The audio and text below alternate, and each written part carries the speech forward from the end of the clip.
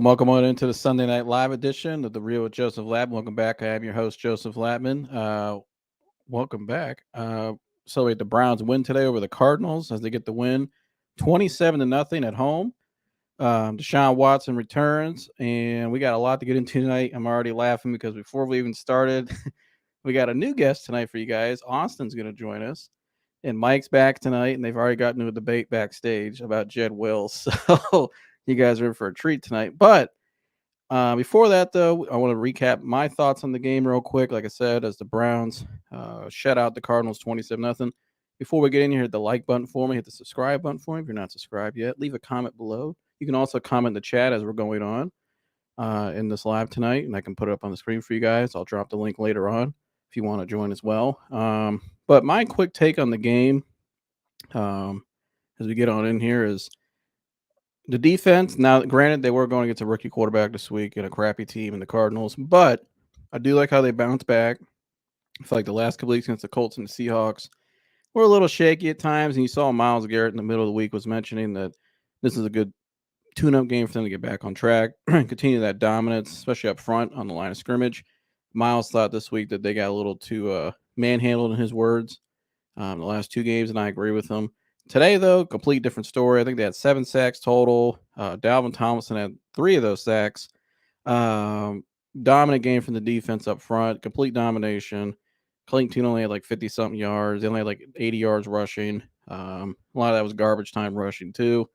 Denzel Ward looks like all-pro Denzel Ward. Another interception. I think he had another one 2 weeks ago against the Colts. So Ward's looking red hot here down the stretch. Looking like his old self now that he's healthy, getting back rhythm. And then on the offensive side today, obviously Deshaun Watson. I thought Deshaun in the first half, you saw a little bit of that rust again. He missed a couple layups a lot here and there. But the deep ball throw, the guy's arm strength looks good. His arm looks healthy. He looks 100% again. And some of those deep balls, throwing one to Amari, threw another one. At the one late in the game, though, once he got rolling in the second half, he had the nice touchdown pass to David. And then he had the one touchdown in the beginning of the game where it deflected, and Amari still caught it in the end zone. Crazy play there. But I thought the ball there at the end to Amari Cooper at the end of the game, that's one of the best throws you'll ever see this season, probably. In my lifetime, I was born in 1999, so in my years of watching the Browns, I can't remember a Browns quarterback making a throw like that. And Kevin Stefanski said after the game that Deshaun and Amari dialed it up themselves. They called it on the fly themselves. And Deshaun audibled the play while they were out there. And beautiful throw. All Amari Cooper had to do is just put his hands out there and run in.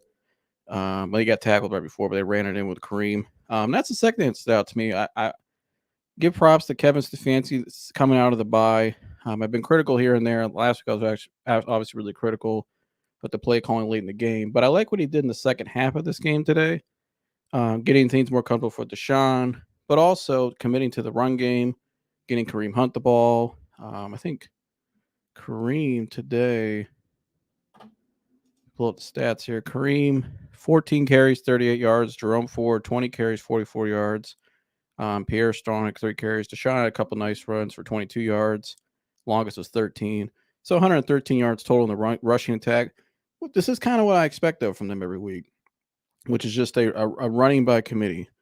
Rushing attack by committee. I think this is the smart play here by Kevin, using Pierre Strong and Hunt and Ford all 3 together. That's effective. I think now you have Deshaun's ability back in there as well, picking up a couple key first downs there, that 3rd and 11, being able to scramble out like that. And I think, too, just Deshaun's athleticism today, his moving around in the pocket, his play extension, which he's always been one of the best play extenders in the league, making stuff happen on nothing. I mean, it's curious. I'm really curious to see what this team looks like. Obviously, next week is against a red-hot Baltimore team that might be the best team in football right now. It's going to be quite the test. But I think overall, pleased with what I saw with today from Watson.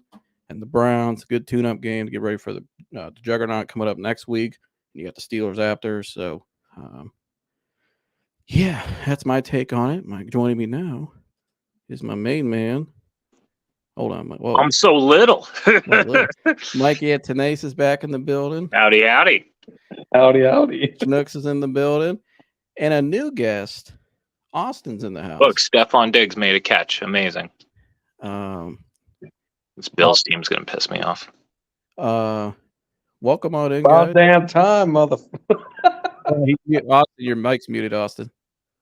Hit the unmute. Yeah, listen, sometimes, boys, I'm in bed by like 8 o'clock. I can't help it. He gets eepy, guys. Come on now. I do. I get tired.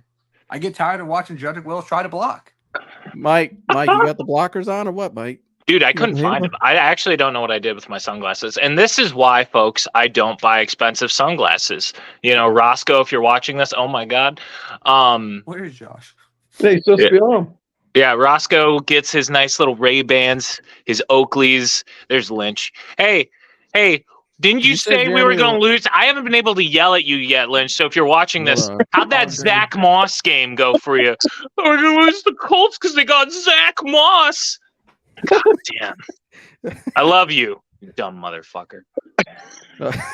I must send you the link, Jeremy, if you were able to join. He got him. I sent it to him. Okay, well, that's on him then. Get your ass on. He's pooping. First show. You got to come on. Watching a show with the old lady. Oh, gosh. It's every Sunday. Seen that one. What show? Jeremy, tell me what show you're watching. What show are you watching? Old lady. What's that, Austin? I seen that comment coming. Got to ask permission first. I know how Jeremy is. Happy wife, happy life.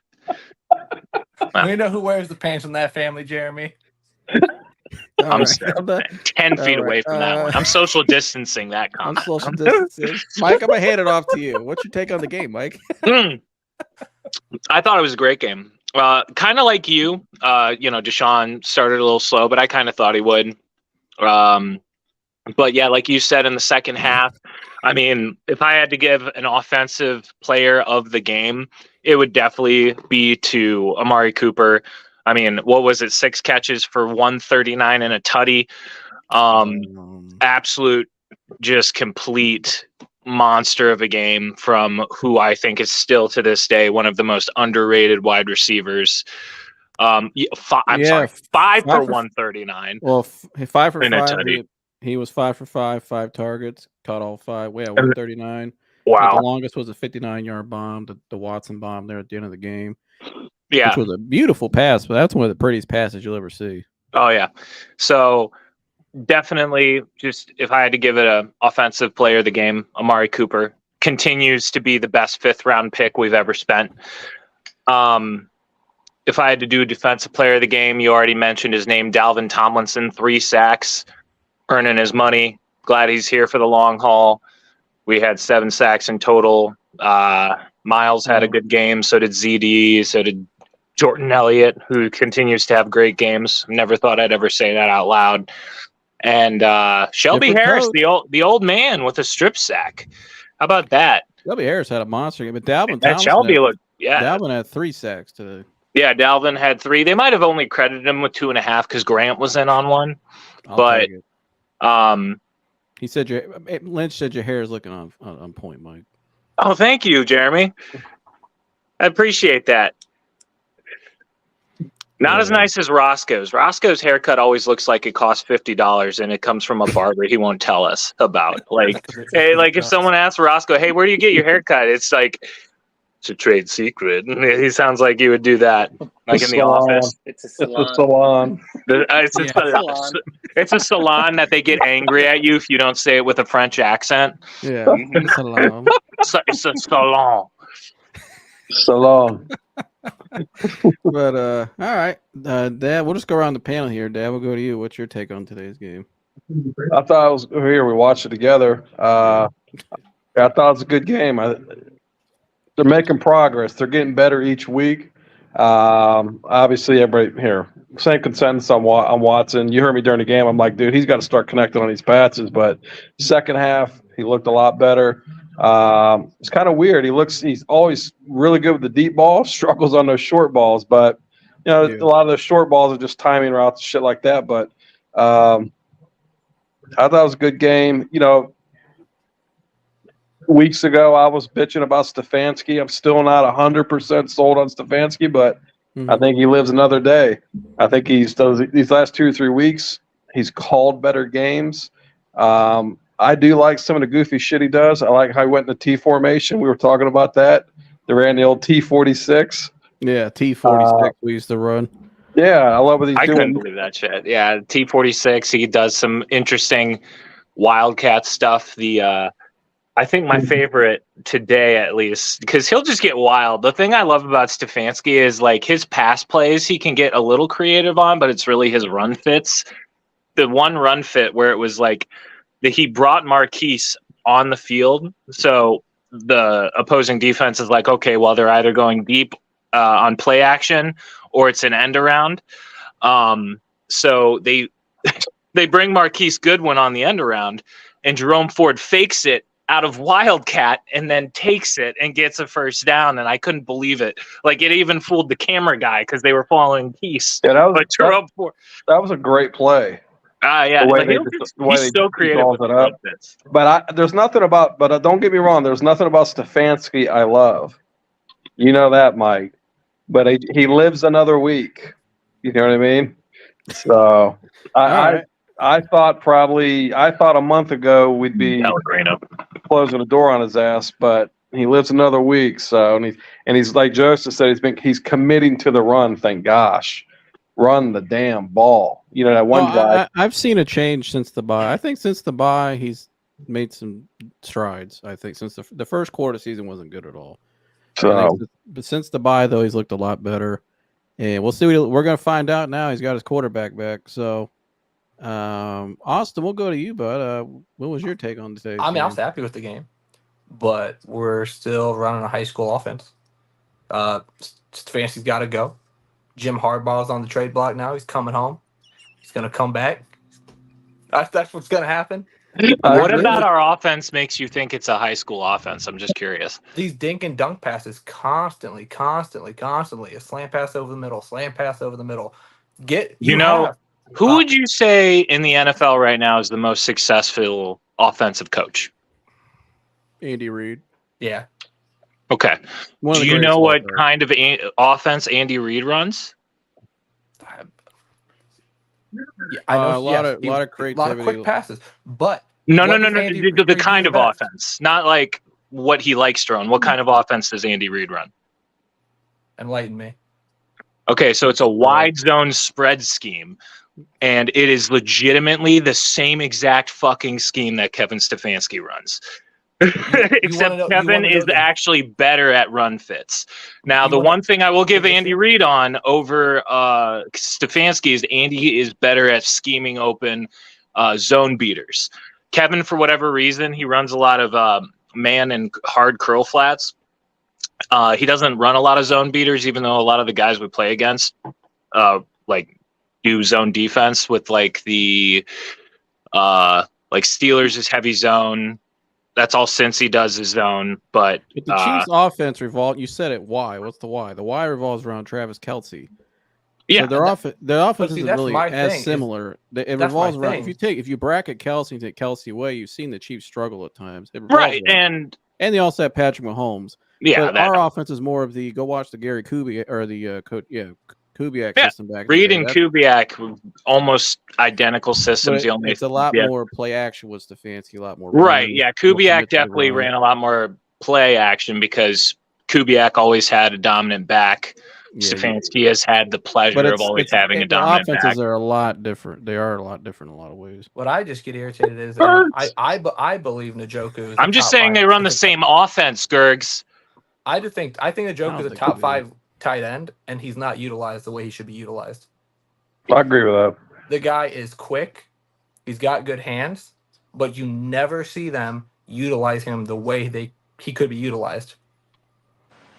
You're right. He gets a lot of yards after catch, too. Yeah, every time, too. He's good at it. Yeah. He's fast. I think where he gets a lot of his inconsistencies at times is because he's cold. Yeah, and I think don't if they give him, used him more, like Andy Reid specifically, like you said, who are they always targeting? 90% of the time is Travis Kelce. Well, yeah, Well, that if they had a wide receiver one, they would probably be targeting him more. But you saw that even when they had the best receiver in the game. Coop's always going to be our number one target as long as he's healthy. Yeah, but they also take sometimes, if you notice, they'll take forever to get Coop started. You either get it early or you don't get it till the second half. And I don't know what Stefanski's doing out there. I mean, getting Cooper 140 yards. No, I mean today. Well, yeah, he did today, but today. What was last week? It wasn't until that. It wasn't until the second half. Last week Coop didn't have. I don't think. Well, Did Coop have yards last week? I thought he was kind of absent last week. He had a cold, but I mean, you got to remember, Mike, that last pass he didn't, or Stefanski didn't call that. Oh yeah, Coop said look for him. So I mean, you can't give Stefanski. I'm with Austin on that shit. I think you got to use your tight end more. Look what it does. Just look what it does for the Chiefs. If they're running the same type of offense as the Chiefs, everything goes around Kelce. So I mean, especially when you have Deshaun Watson, who again has not played. You take a rookie quarterback, right? Who does a rookie quarterback target 90% of the time? You have your crutch, which is your tight end. Njoku is a perfect crutch for Deshaun to get warm on those short dink passes. As you see, the short dink passes, he's low, he's behind, or he's two in front of him. Why? He's not getting warm enough. You got to utilize your players with good hands. I know you want Amari Cooper. I want Amari Cooper. If you want to get Deshaun hot, you either start letting him run some deep passes because you know he's more accurate, or you get your tight end involved. All right, Josh. We'll move. We got to go down the panel here. Josh, what was your take on today's game? I'm just happy to see PJ was in there. I know Dan loves PJ. PJ Walker fan club president is Josh Morosky. When he came in a game, I told Joseph, I said, Josh is probably jumping up and down right now. He was excited. Deshaun, I don't want to say he impressed me. He looked a lot better. I mean, he's obviously better than PJ. I'm not going to lie. Yeah, but PJ can't throw that deep ball at the end. I think we expected our defense to do what they did, and I mean, it was a good game. I mean, it was a blowout. You can't really ask for much more than that. And I don't think if Kyler Murray was in there, it would have been any different, to be honest with you. No. Dan, welcome on in. And Gertz is in the house. Can't believe they let Cincinnati just do that. It's like Hollywood Squares in here today. Yeah. Hollywood Squares. Oh, yeah. Is that the old like 80s show where it was like no whammies, no whammies? No, it's the food we used to eat at lunch. Press your luck. That's press your luck. Yeah. I don't know. There was it hit like crack in the 80s. Those like panel shows back then, man, it was crazy. They were everywhere. Mike, what year were you born? 96, but I watched a lot of VH1, so. Oh my god. Oh my gosh. Tell me more about the 80s, please. Yeah, dude, I watched all those That's So 80s shows, dude. Okay. All of them. Chris Jericho was on them, talking about like the crying game and shit. Mike, first of all, congratulations on getting married. Thank you, buddy. To you and Hannah. Yep. Very happy to see that. Happy for you, and your hair looks like a married man's hair. Look at that thing. Mm-hmm. Look at that, dude. Stove. Look good. It's getting gray like a married man's hair too. Yes. She's off to the side here. She said, "Oh, hush," when I said that. Austin, I don't know you, but it sounds like you know football, and you're in good company. And if you're friends with all these guys, you're a friend of mine. So nice to meet you. Good to know. Yeah. Austin's good friends with Josh. So best friends with Josh. Very good customer. Very good customer of mine. We like to. Oh, he's a good customer. We do some dealings. Nice. Flopper. Nice. But So Dan, what was your take on today's game? Well, it was a great game against the Menor Cardinals. Right. That's right. Hard crack. And the Cavs beat the Warriors at home immediately afterwards. That Myles Garrett also attended. Oh, the game's over? Watson was there too. Ohio State's the number one team in the country, and it looks like the Guardians are going to get a new manager soon. So, yeah. What do you think? By the way, is it going to be that Council cat? Yeah, Craig Council. Who thinks is going to be the manager? Well, I'd love for Sandy Alomar to want to be the manager, but he doesn't want. He already said he doesn't. Yeah. I would love for him to want to be. I need Jamar Chase to get in the end zone like immediately. It's No, they're just going to run it in with Mixon here, I think. Yeah, no, I know. It's just important for DraftKings. Oh, no. For him to get in the end zone. Oh, he's out right there, huh? Yeah, but that's okay. Got like 3 yards, 4 yards. Anyway, I expected them to win today, as everyone should. The Cardinals are in complete tank mode, and we're out there playing with complete scrubs that most of which shouldn't be on an NFL field. When P.J. Walker came in, at least he was actually the best quarterback in the game versus Clayton Tune for a minute. So that was probably good for his confidence. That should do him well when he's in the USFL/XFL next year. I think MVP, well, bro. what are they calling it? Is it the XFL now? The XFL? I think they're keeping the XFL name, but I hope they actually stay with their headquarters in Canton because that was awesome. Oh, there's Jamar Chase. Nope, out of bounds. I think they said that they're still going to be having games at the Hall of Fame Get that foot Stadium. in. Give me that. I went to a few gambler games. No, I wasn't about to root for a Pittsburgh team. I don't give a shit if it's a USFL team. I am. Complete the catch. Complete the catch, Chase. Don't complete the catch. Yeah, please do not catch that. No, I hope you win your bet. But I will say it does hurt the Browns going from playing a team like that into the Ravens next week because that is two different sports that are about to be played. Yeah. And the Ravens. Your stream's ahead of mine. If the Ravens do in fact stay healthy, the AFC is theirs to lose. They are a powerhouse that is just killing. Joe Mixon touchdown. Yeah, they're the hottest team in football right now. I don't think it's. That looks like he completed that catch. But yeah, it's gonna be a good test for sure. But it's gonna be more than a test. Toe drag. How is that not a touchdown? Because the ball comes out. I didn't see that part yet. My stream hadn't gotten to that point yet. Back in the 80s, they developed a rule where you got to complete the catch. My stream hadn't gotten there yet, Dick. Hey, Mike, you don't have to call names. We got to keep this civil because I don't want you logging off. I'm not going to log off. Sorry. But Gergs, Baylor University. We'll go down to Gergs here. Gergs, I don't know if you watched did the Lions play today? Or they played? No, they had a bye. No, they're on a bye. Oh, they're on a bye. Okay. Did you check out some of the Browns game today, Gergs? Yeah, I definitely watched that, and I mean, it's the Cardinals. Yeah. Speaking of high school offenses, Clayton Tune I don't even know if he went to high school. I mean, that where did he go to college? Was he Houston's quarterback? He threw for 7,000 yards in Pee Wees. He wasn't bad at Houston. He was actually decent. Last year, like 40 touchdowns and 14 picks in college. Tank Dell looks good though. Right. So I couldn't. Well, he had Tank Dell once every 3 games. CJ Stroud looked good. I cannot believe the Bucs actually ended up losing that game. Yeah, Stroud had a historic day today. That was crazy. Nico Collins still the best fantasy pick I've made. Sleeper pick. My team does suck. It's very bad. I think that the next week I'll throw out to you. See how good they are. Yeah, because the Ravens look really good. Who do the Lions play out of the bye? Who do they play? I haven't even looked that far yet. Chris. I know. Shame on you. Yeah, I know. I just don't know. I don't know. Jared Goff and the boys. He's worried about Michigan. No, I'm not. I'm looking at my parlay right now. He's teaching Jace how to read a parlay. Oh, Jace already knows. Dude, the Lakers ruined a 7-leg parlay for me. I could not believe it.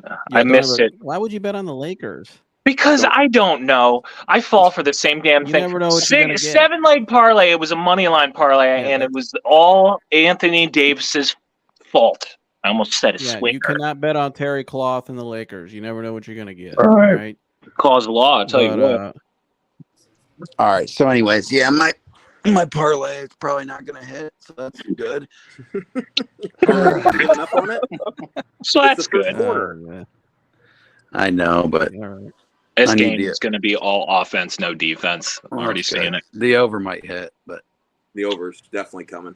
Yeah, I got that. I got the over. So what was the question for me? How did you like the game? What was your take on the game, in the game? I know we played the Cardinals. Yeah, I mean, it was. I mean, they did what they should have done. All right, that's fair. The Cardinals That's are awful and started Clayton Tune. They beat the Cowboys. Well, no, Clayton Tune and Keontae Ingram is the starting battery for the Cardinals. I mean, that was Keontae Ingram. That's a cool name. They're horrible. Yeah, I mean they did what they should have done on the ball. Yeah, they're tanking for Caleb. What happens? You think they take Caleb? Absolutely. Yeah. So who do you think? Now, here's an interesting question. Who do you think takes Kyler? Or do you think they just cut him? Or do you think they offload him to somebody? I don't know what his contract situation looks like, but there's Victoria's not a good one. There's a home for Kyler Murray. Yeah, maybe. Victoria's Secret. We put his bra on. Maybe he'll just be a full-time Call of Duty streamer, man. There's a lot of money in that now. Green Bay might take him because God, Jordan loves. You want him in cold weather? That dude ain't going to Green Bay, dude. They would fucking eat him alive there, dude. Atlanta's not a bad pick. If Corey was here, I'd be making fun of him for losing to Josh Dobbs, fresh off the plane. And Josh Dobbs has been on 5 NFL teams since week 15 of last year. Yes, and he just beat the Atlanta Falcons. 5 teams. He went out there and just playing backyard football with 18 seconds left. Beat the Atlanta Falcons. Good for him. Yeah, I do want to ask you guys. Won 5 in a row. 4 in a row. The Vikings are the most confusing team in football. But hold on, let me ask you guys though real quick. We did have an injury today. Jed Wills. He's out for the season more than likely. Yeah, probably out for the season. Prayers up to Jed. Hope he comes back, bounces back. I'd like to see anybody get hurt, obviously. But Mike and Austin got into a debate before we even started this whole thing. Austin says he's done with Jed Wills, doesn't want to see him in a Browns uniform again. Mike, you see otherwise. Mike, what was your take on this?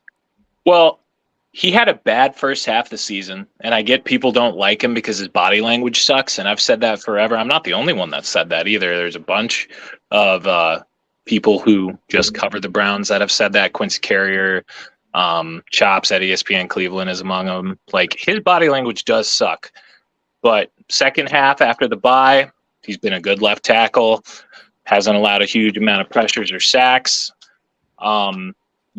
He's, like you said, Joseph, I'm not like defending the guy like he's a top 5 tackle, because he's not. He's at his best, middle of the road, 16, which is still very difficult to get. It's not exactly easy to replace a middle of the road tackle. So like, I'm not advocating for giving the guy like a second like contract if it's like upwards of 20 mil. But like, at the same time, I don't see running a guy out of town that's played decent enough to be a starter in the NFL at that very difficult position. Now, that being said, it's not going to matter. So, because again, he's out for the season. I don't know what they do there. If they just leave James Hudson there and call Lyle Collins.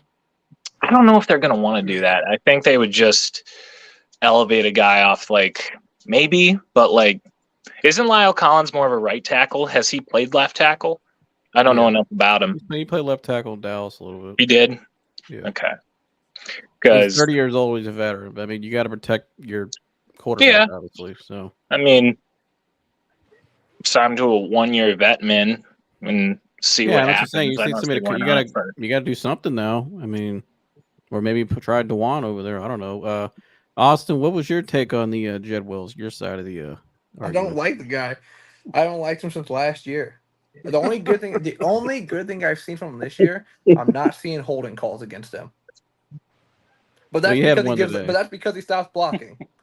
So you're out on Jed. I am. I don't. First off, I don't listen. I wouldn't be so upset if we didn't waste a 10th round pick on the guy. There aren't 10 rounds in the draft. 10th overall. 10th overall pick, Mike. I know. I'm just being facetious. Well, it's all right. You're being facetious. What goes around comes around. You like Jedrick Wills, and it's okay. You're allowed to. You're entitled to your opinion, even if it's wrong. There you go. That is true. All right. He just gives up. He gives up. Austin, are you from the Slaw? Yep. No, Yeah. he's not. Where'd you go to high school, Austin? Coventry. Cam Taylor Britt.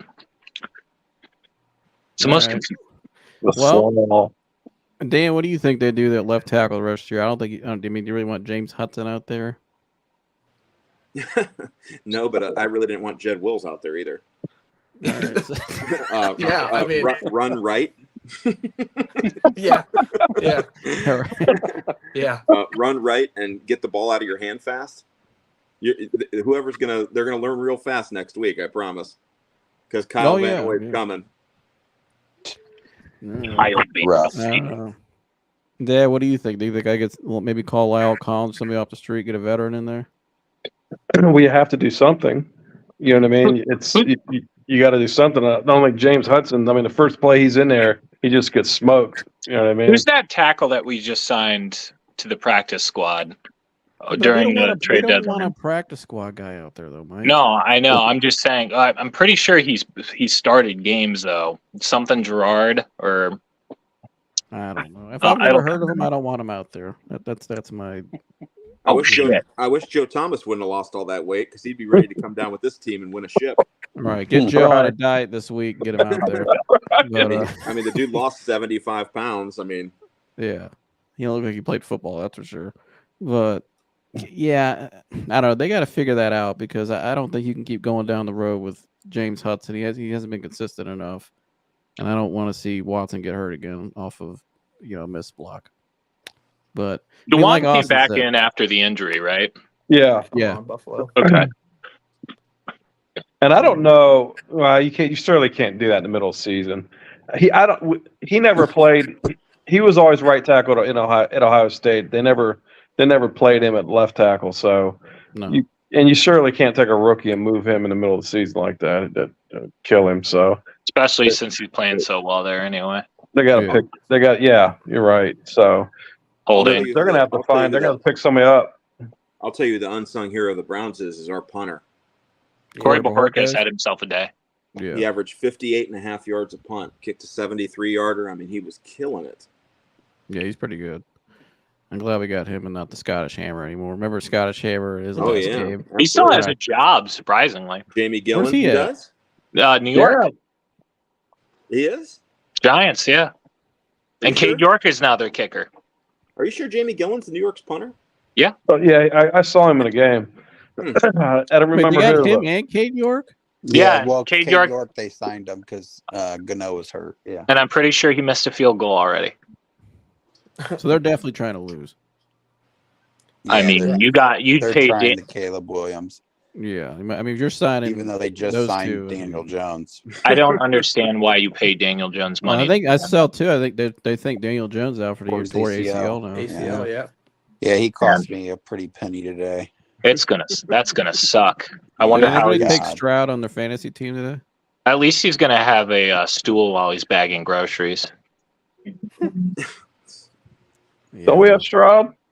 Yeah, we got Stroud. He had And 41 points today. we started Watson. CJ Stroud might break that Buckeyes curse of quarterbacks. Little Joe yeah, has all Buckeyes. That's all he gets. Yeah. I mean, What's that he's, shirt say, Dan? Outlaw what? Mana. It's a Dwayne The Rock Johnson shirt. Oh, okay. Nice. But Mike, let me ask you, Mike. You heard Myles Garrett's comments this week about he thought they got manhandled the last 2 weeks a little bit here and there. Mm-hmm. What do you think? I mean, obviously it was the Cardinals, but do you like what you saw today for going next week into Baltimore? Oh yeah, absolutely. And here, I know we're saying it's just the Cardinals, and here they are the worst team probably in the NFL, but they are still an NFL team.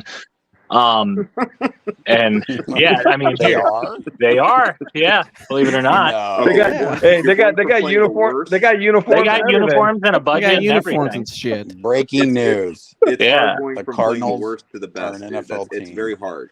It's very hard going from playing the worst to the best. But what I'm saying is, I liked what I saw out of the defense. I really liked what, especially under 100 yards. Yeah. I really liked what I saw out of the defensive tackles specifically, just because the push on the one thing I was noticing when I was like watching the tape back from the Seahawks game, you notice a lot of push from Miles' side, obviously, but on Za'Darius' side and with Dalvin, they weren't really getting a lot of pressure. there were a couple throws that Geno made last week against us that he just had like 4 seconds in the pocket. And you can't have that when you're sending 5 guys because somebody's just going to break open, live by man, die by man. So the fact that we were able to get that very consistent pressure, and not only just from Miles, but up the middle, Z had himself one. There was pressure coming when even Isaiah McGuire was out there. I thought he had himself a pretty good first start. So that was good. I'm glad about that. If Alex Wright still can't go, but yeah, no, I'm excited. I'm sure the players are excited for the challenge that the Ravens pose. Hopefully we can take it to them. And I feel like it's going to be a very bigger defensive battle than it was the first game. Did you guys see the stat that was just on the screen where it showed chances of winning the division? Yeah. So 67% for the Ravens right now, 10% for the Browns, the lowest, which is what we need to focus on, is winning that division. And if we lose to the Ravens, I think that falls to about 2-3% of winning the division. Yeah, letting them get out ahead of us again and having another division loss to them and everything else. I mean, it's a very important game next week where they need to show up ready to compete and be firing on all cylinders. And I'm sure they know that, you know. Oh, they know. Yeah. It's a must win. The problem is it's like going from shorts and shirts to full go next week. I mean, they played the freaking Cardinals today. That's like going from playing the Minerva Lions and next week you got to go play St. Ed's. St. Ed's is going to be. I don't know what that means. Well, those are high school football teams, Mike. And Minerva's really like really shitty. D7, dude. It's like playing. You're playing Mogador and you're going to play Hoban, Mike. Yeah. Yeah. It's going to be a whole new world, and it doesn't necessarily work out in the favor of the Browns to play such an easy game and then go into a real battle next week. I mean, they were playing a team with all backups that clearly wants to lose, and yeah, they dominated them and they shut them out, and they didn't move the ball or score any. You know, they didn't do anything, but it was still only 10-0 at half, right? Or 13-0. 13-0. I mean, that's not a complete shelling. That's not the way you shell a team. And the touchdown was on a deflected ball. Yeah, and the touchdown should have been a pick. Let's not get this twisted, guys. The Ravens are going to pump the Browns next week. They're just I don't think so. I think it's 27-21 Cleveland. Yeah. This is the first time. I don't know. I mean, you never know. I mean, Greg's is a Lions fan, so he's just sad all the time. What was the score of the first game? 30-3 or something? What did they do? What's the first game? 30-3? Mike, we had DTR. DTR in there. I mean, yeah. I'm not. I don't know. I mean, you never know. I mean, it's the NFL. Anything can happen at any week. I mean, you needed this game for Deshaun Watson. It's a division game. He's going to go out there feeling confident. I mean, we just lost to the team that they just pumped 37-3. They destroyed the Lions by 30. Yeah, still the NFL. It's any Sunday. Yeah. Oh, I know that. But if you're saying that if it's any given Sunday, then that already means you're thinking that they're going to lose. I don't think they're going to lose. I think they're going to lose. That means they have a chance to go in there and win. I think we're going to hang 20. It's going to be 27-21. We play better against the better teams. We do. How many? We got destroyed by them earlier. I don't think the Ravens have given up 21 points all year. Imagine if PJ was in that game instead of DTR.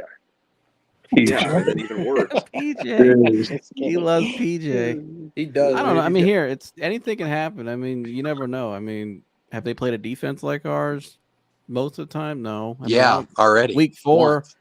Yeah, but I don't. I mean, if you want to count that because DTR was 3 and out and the defense got gassed, if you go watch the first half of that game, if you rewatch the first half of that game, the defense actually was doing pretty well the first half of that game. Yeah, the Ravens are healthy. But the offense is not the Ravens were banged up too. They were banged up on defense when they played us. They're healthy again. But I mean, obviously you got Zay Flowers, but they hung up 37 on Seattle, and they could have scored more. Lamar didn't even play the fourth. Yeah, Huntley played like the whole fourth quarter. Yeah, I mean, the Ravens right now are just the best team in football. This is a huge litmus test for the Browns. You're going to see exactly what the Browns are after next week. The real version, not after shutting out the Cardinals with Clayton Tune. Who would you say it's more must win for next week? The Browns. I already said this. It's a must win for the Browns. If you want to contend for the division, you have to win this game next week. Period. Right. You got to put a loss unless on you those want a 7th assholes. seed for the wild card.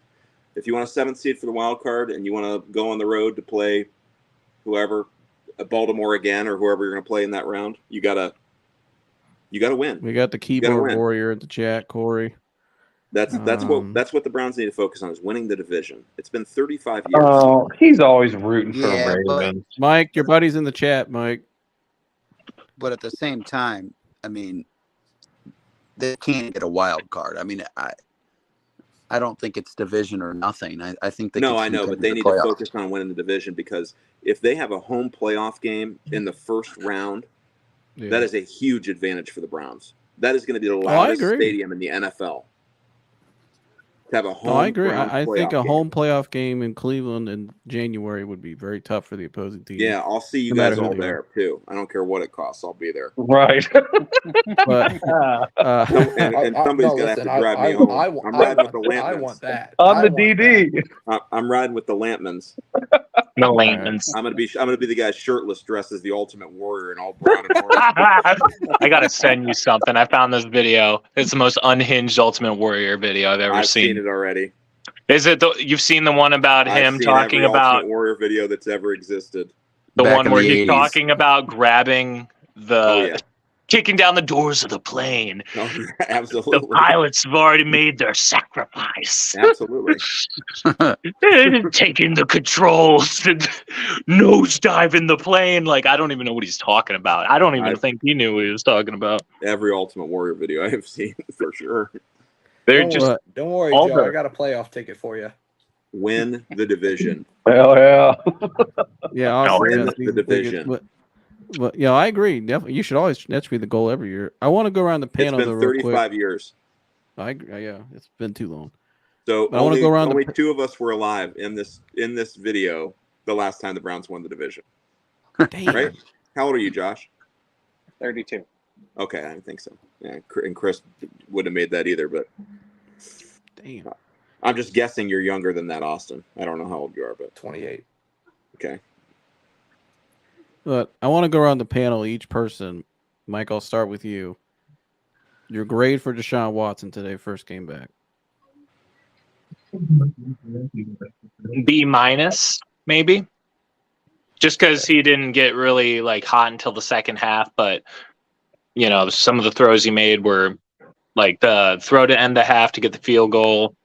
When they were in hurry up, the one to Jordan Akins and then the one to Elijah, two really good throws, and then the deep ball to Amari and the touchdown pass to David. That was just reading the field really quick on a miscue by the defense. So second half, if he would have played like that in the first, it would have been an A+, but B-. Dad? When you first asked, I was gonna say C+. Here, he did a lot of good things. He extends the plays, that's what he's good at. He got out in open field, ran a little bit. He started throwing the ball better in the second half. But, that first half, there was a lot of, good grief, a lot of terrible passes. But C+, you know what I mean? But he'll knock that rust off. He's just got to be able to keep playing. You know what I mean? I'm not going to dog the guy out. I'm sure as hell not an NFL quarterback. And, the reps that it takes to get that timing. It's just, I don't think any of us could probably even comprehend how hard it is to play quarterback in the NFL. You know what I mean? Play quarterback in period. I mean, I've just college. Yeah, level. just to throw errant passes, but let alone throw great passes. So I'll give a C+. Yeah, I'll say C+ as well. I think that's fair. Chris? Yeah, I mean, average C. All right. I think that's fair. No, I don't think he's never been the most accurate quarterback. He's never been that guy, but he's always the guy that can escape pressure. Oh, Josh Allen, stupid. And and still, win you football games. He has a great defense. Yeah. The defense is great. He has Amari Cooper, a number one wide receiver. And he has a good run game. I mean, the Browns are a playoff team. Yeah. But I mean, he's going to have to be big next week. This week, absolutely. It doesn't matter. I mean, this week they won, but they nice beat the Cardinals. Game. Yeah, I mean, Yeah. so No, I agree. he needs to be A plus. Yeah. Yeah, I He agree. He needs to be A plus next week for them to win. But here they can do it. They can win any given Sunday. But I tell you, they're running into a really juggernaut. on fire Baltimore team. No, I agree. I think obviously Baltimore will be favored probably. What do you think the line will be on that game, Dan? The line on the Probably Ravens be favored game, by 3. it's in Baltimore, right? Yes. 3. So Ravens -5 probably. Oh, Do you think they'll give them But- that many? I don't think. I think no, it'll be 6.5. Don't you think? it'll be more than that. I might say 6. It might even be out right now. Let me look. But as I look, Dan, what was your? You got a grade for Watson today? I think he played average. I mean, my thing with Deshaun Watson is, you're paying him superstar money, and I was never sure he could be a superstar. He could play in the NFL, and he's certainly thrown up stats before, but he also played on a horrible team that was usually behind by 3 or 4 touchdowns, chucking the ball up and down the field, which helped him tremendously when he was in Houston. So, I mean, for what we're asking him to do, I think he played okay. Obviously, his accuracy is an issue. If you watch the ball come out of his hand, it's wonky. It's still not tight.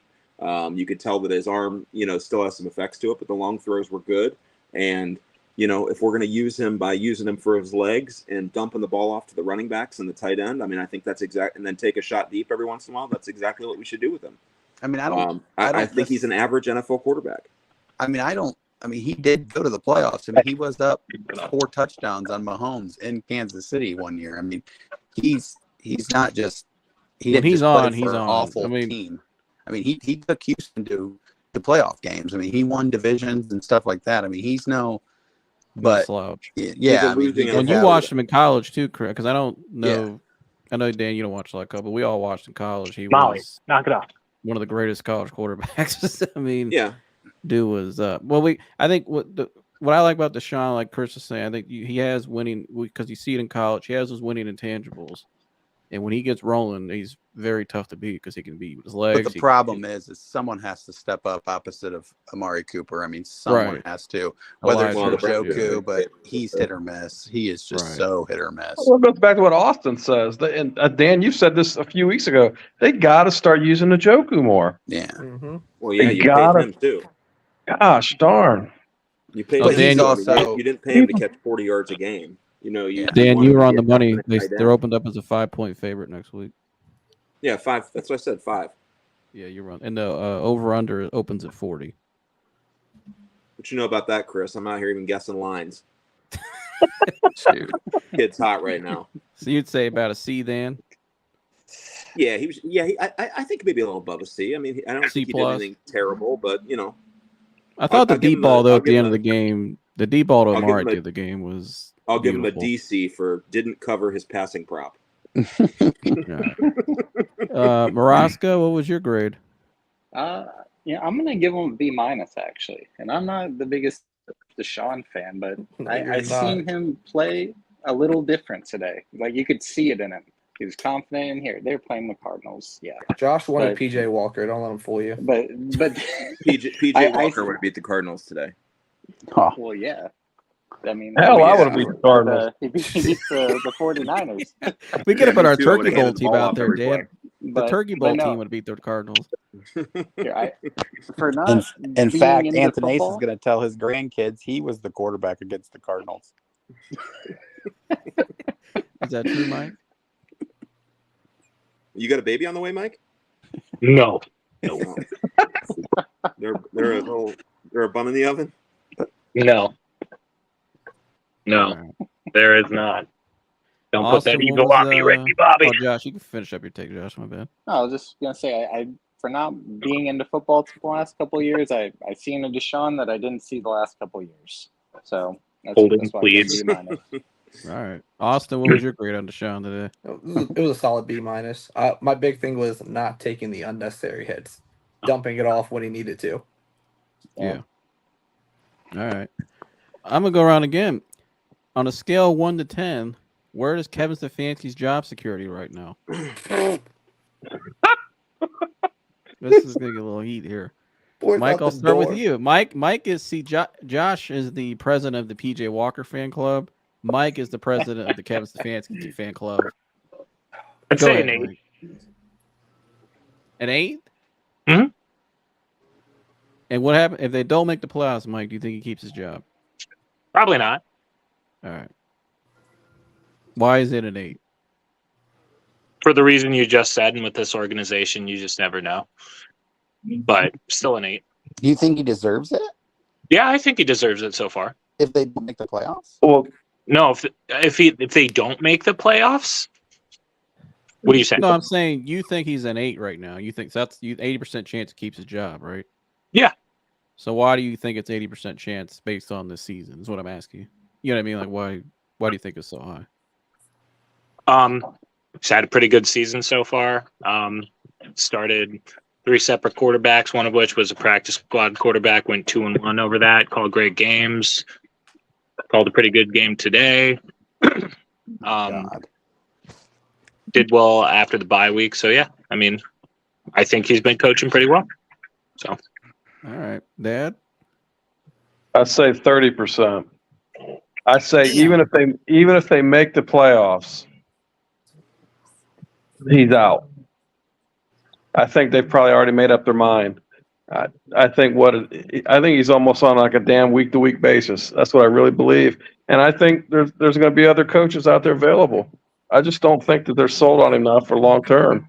So they make the playoffs and let's say they get in a wild card and they lose. I still think they're getting rid of him because there needed to be more progress this season than there has been. And there just hasn't been. So I think they're not. I think they're done with him, and it's just when do they release him? So if we had lost the last 3 games, his ass was out now. Well, I agree definitely. But I think like if Haslam, if Harbaugh's out of Michigan, I think they take a shot at Harbaugh. that'd be I think they do too. They already tried trading for him in 2014, but Yeah, if Harbaugh is out of Michigan, Harbaugh will be the coach of the Browns. Right, and I love that. We'll be back. Chris, what do you give it? He's not keeping his job, dude. So 0? Is that a 0 from you? I mean, if you're asking right now, like, is he going to get canned before the season? No, I don't know. Where would you rank? If you're the owner, where would you have it on a scale of 1 to 10? But by the end of the year, he's done. 0. He's Okay, not 0. keeping his job. He's just not good. He's just not a good coach. He just isn't it. That team needs a new voice. That team needs. I mean, I honestly, I just think he stinks.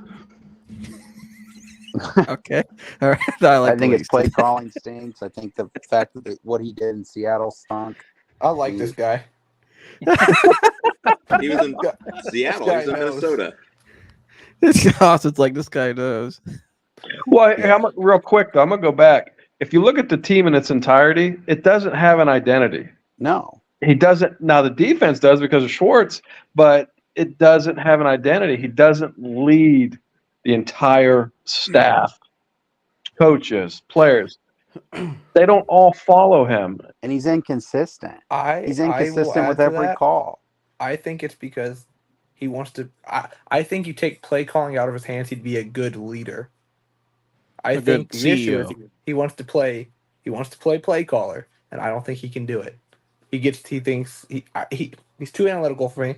He thinks he knows better. I mean, the only thing he didn't do this week, which I was surprised, I didn't see a damn jet sweep. Right. They faked I the was sweep. surprised. I think he's a good leader. I don't think he's a good play caller. All Over right, under how Dan, many jet sweeps against the Ravens next week? I can't wait.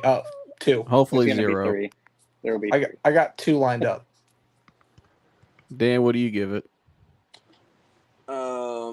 Are you talking about right now or at the end of the year? Right now. So right now, I think probably everybody is pretty secure with what he is right now. I think I'm probably the most secure that I've been with what I've seen from him right now. But I've wanted him also gone for 2 years, and the reason that I've wanted him gone is because I'm not grading him like he's the winningest coach that the Browns have had in 2 decades, which I understand that he is.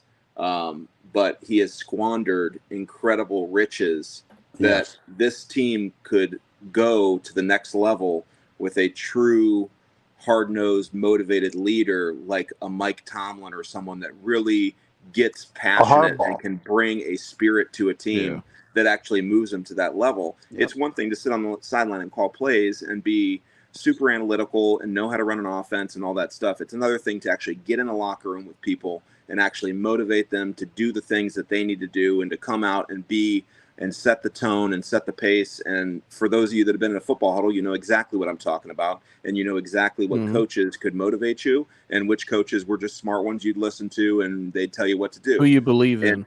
And this team with this defense has a defense that is historically taken shitty quarterbacks and they've run all the way to the Super Bowl with defenses like this because they had good coaching behind it. And I think anything short of success in a playoff run should involve, while we have these players, while we have them under contract, while they're still in their athletic prime, you need to take advantage of the people you have in your locker room that you can win right now. And you can't wait any longer for Stefanski to take you to that level. So unless some crazy playoff run comes up or we hit our stride like teams do late and really start knocking some teams out and actually playing our brand of ball and developing what our brand of ball is, I think anything short of that this is his last season coaching. And it is a shame because I know what happened in the last winning coach we ran out of Cleveland. He became the greatest NFL head coach of all time after we kicked him out of Cleveland. So, knowing that, I don't think we have that fear in Kevin Stefanski. I understand that. Yeah. But we do need a Harbaugh like Tomlin, like Dan Campbell, like a spirited leader to actually go in and set the tone. I mean, if you watch the Raiders game today, Antonio Pierce went all the way from his role to head coach, and that was a different team today because he realized to get his team fired up and to run the offense through Josh Jacobs and come out and set the tone for the game. And yeah, they played the shitty-ass Giants. I get it. But, it's still different. And you see it all the time when coaching changes are made. You get the right guy in there next year with the roster we have and a few tweaks and a few additions to the talent pool in a few certain areas. This team has a chance to not only win the division, but possibly go farther. I focus on the division first because it has been 35 years since we've been the best of 4 teams. I'm not even ready to talk about a Super Bowl. Just win the division and get me a home playoff game while I'm still young enough to walk home from the Muni lot. No, I agree. Well said. Josh, what do you give it, bud? I'd say 50-50.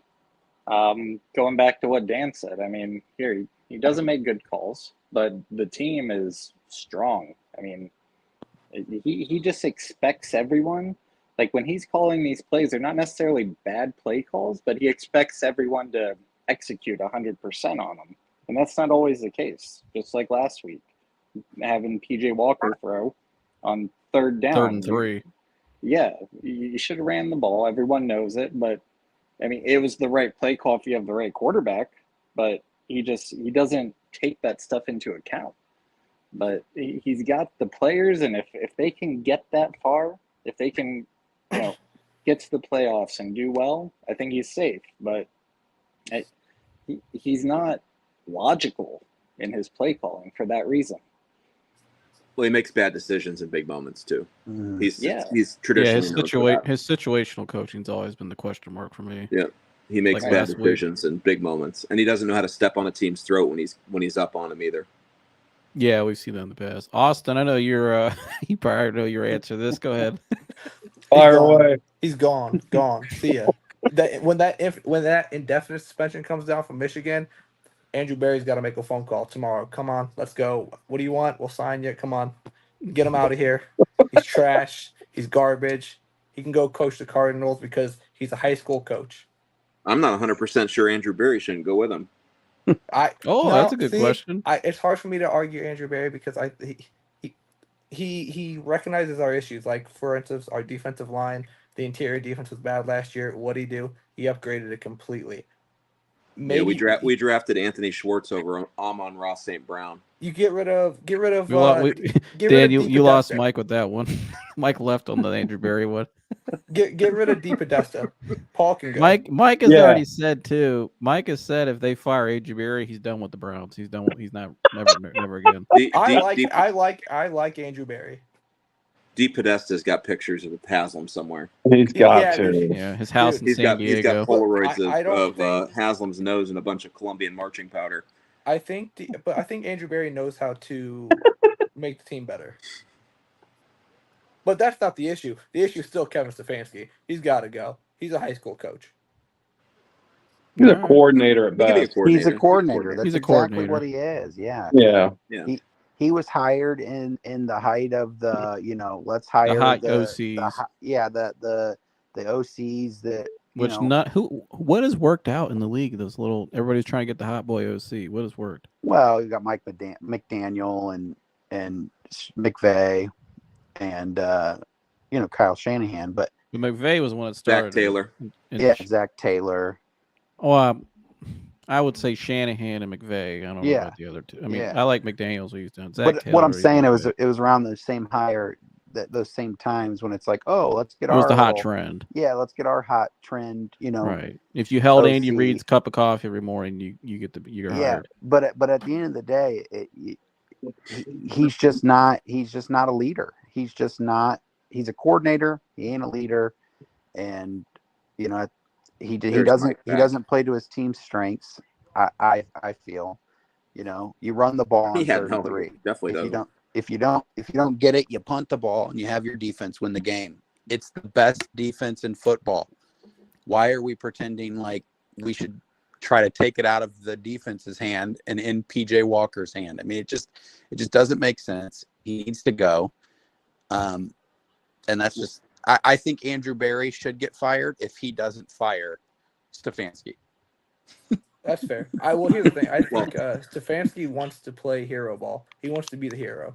So that's why he makes these play calls. 3rd and 3, let's pass it. If it works, we're going to hype me up. But it doesn't work. It doesn't work. Isn't Stefanski the reason we held on to Joe Woods for a season too long as well? I don't know. I think he wanted Shorts the year before, but Shorts had a health problem, or he had something going on personally the year before. I thought Stefanski was protecting Woods. Oh my God! Maybe. Yeah. I mean, I don't know. I mean, I do think I know Shorts wasn't available last year, year 22, because he had something going on. He took a year to get back 100% healthy and stuff. But because the Browns interviewed him for the head coaching job when they were hiring Stefanski. So I don't know. Maybe. I mean, that definitely is an indictment because they wasted the year with that defense last year. But if there's somebody though that can get Deshaun Watson back to a top 10 form, it's Jim Harbaugh. Yeah, 100%. Jim Harbaugh, that's his style quarterback. Athletic quarterback that can throw, can run. Chris, you know this. Can throw, can run. Yeah. That's Harbaugh's kind of guy. And he can lead. And he's That's tough. it. And he's a hard-nosed player. He's the perfect coach for the Cleveland Browns.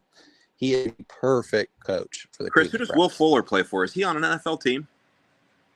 No. No, I don't think he is. Last time I thought he was on the Browns last year, wasn't he?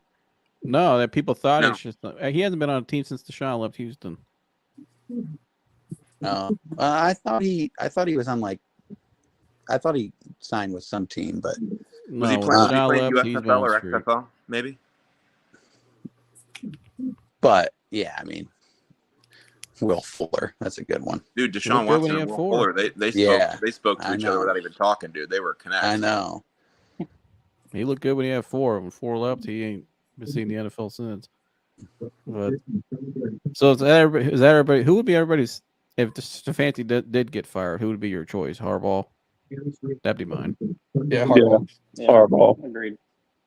Gruden. I like Gruden. You think Gruden never get back in the league? They can't do that. No. I don't think so either. There's talk that he's going to be the Steelers' next OC after they blade Matt Canada. That he's coming back with Tomlin. Oh, he shot that down. He told Warren Sapp, no way in hell. He don't even know where that came from. He said, I don't He said he's too good to be an OC. That's what he told Sapp. But Well, the Raiders are paying him still too. They're paying him and McDaniels now. Just Yeah. they're shelling out cash. yeah. I think you're going to see Lincoln Riley in Vegas with Caleb Williams. I think that's what they want. But Well, I don't know. They're going to have a shot at Caleb Williams. They're 3-5 now. I don't know. There's some teams that might not take Caleb Williams. I think there's some teams that are skeptical of him. I don't I'm blame just saying. him. I think Play- there's When some I watch teams. him play, Right. I understand why. When I see him play, Yeah. I understand why. Dog shit, man. Plays in the Chase Hurt? soft. that But it's the Pac-12. off the field stuff, though. Like, some people are like, do we really want to hand the keys to our franchise to this guy? Yeah. It's even on the field. The guy can't win a big game. He's lost every big game he's been in. Yeah. Every one of them. Well, I mean, his defense. That defense is Is bad. No, Oh, but listen, though, the way that they talk about Caleb Williams, they hold this guy like he's the next fucking Joe Montana or I Tom know. Brady. I know. You got to be winning those games. Oh, I agree. You're at USC. You're at a blue blood program. You have to be winning those programs They're or gonna those get games. You got to be winning. smacked. Oh, I USC cannot wait just to the, so to many the Big Ten NFL draft country. buffs in the USC. Oh, yeah, Chris, you see USC's going to Michigan next year? Oh, I cannot wait. I don't care if Harbaugh's there or not. Just put your money on Michigan. Go ahead. Ahead of Yeah. time. They're going They've up there never- to the north. Yeah, coming up north, playing actual defensive A schools. giant offensive line. Yeah, I mean, my gosh, the Pac-12's a joke. It is. It's horrific. It's just a joke. I'm it's not- excited though, That's dude, high because school football. because Pac-12. SC, college football is better when SC is really good. You know what I mean? Because SC is a blue blood program. Like when Pete Yeah. Carroll was there. I mean, Yeah, they're great. Well, here, that just reminds me of something, bud. Something else we got to talk about. OJ and Canton. Oh, yeah, that's right. Yeah, rumors. Marshall Falk was on Fearless this week, Jason Whitlock's show, with Warren Sapp and Favre. And the rumor is that O.J. Simpson will be making his return to the Hall of Fame next August for the ceremony. He will be in Canton. That's a lot of Hall of Dan, Famers are here. your text the other morning, I was still laughing about it yesterday morning. And then, yeah, we have the mayor of Especially- Canton up here. We have the mayor of Canton and the future mayor and the future president of the Hall of Fame. He should be damn alive. Listen, if OJ gets off at the Fulton Road exit, he wouldn't even be the top 20 most notorious criminal in Canton. Well, when you said Canton will take murderers back, especially if they can run the ball. The juice will be loose on the water park in Hall of Fame Village. I can't wait. You might, Well, he might be in the parade with you. Dude, seriously though, Yeah, could you there you imagine what go. it's going to be like? Could you imagine what it's going to be like for him to be in Hall of Fame weekend in Canton? Oh, I mean, well, here, dude. It's going to be crazy.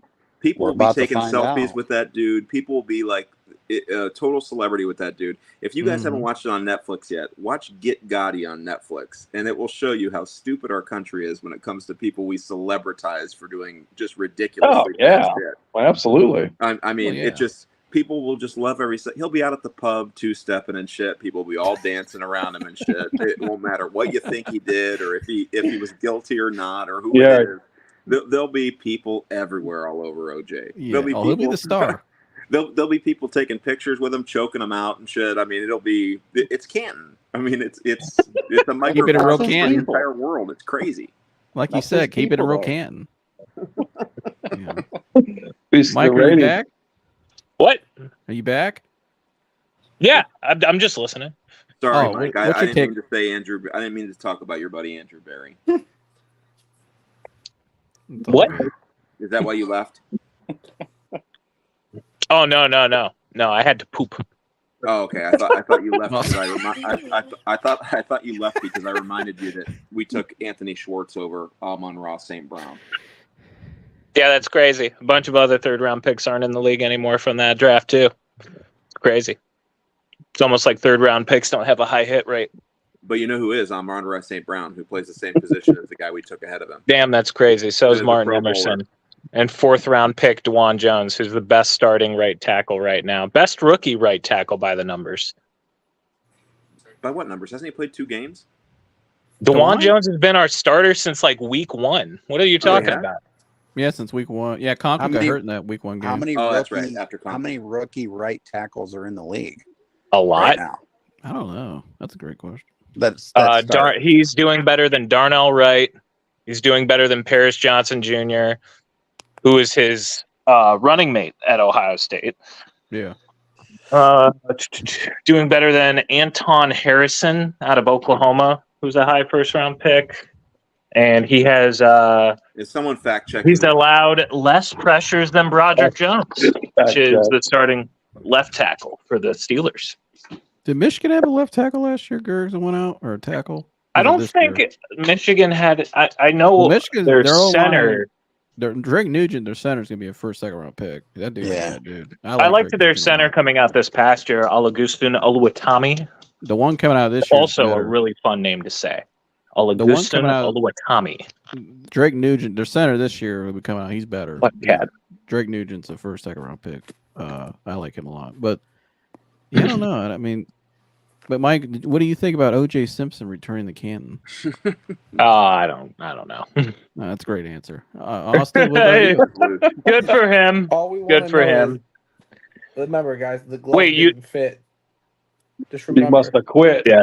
I actually watch. So, I don't know. This is a thing with females. Like, women love to listen to like true crime podcasts for some reason. Yeah. My wife listened to this one that it was some documentary that actually talked about the O.J. Simpson murder, but the investigators thought that it could have been O.J.'s son that killed Nicole, and that he was just covering for him because his son had apparently been violent towards her in the past and had like a bunch of like crazy shit going on, and that he was just like covering for his son so his son wouldn't go to jail, and that's why the glove didn't fit, because it was his son that killed Nicole. Which I've heard that he took the fall for his son. It's a theory. I mean, it's all a theory. It's a believable. I wasn't around that time. I mean, it's believable that a father would take the fall for his son, though. You know what I mean? Yeah. It's not like crazy. You know what I mean? I'm not.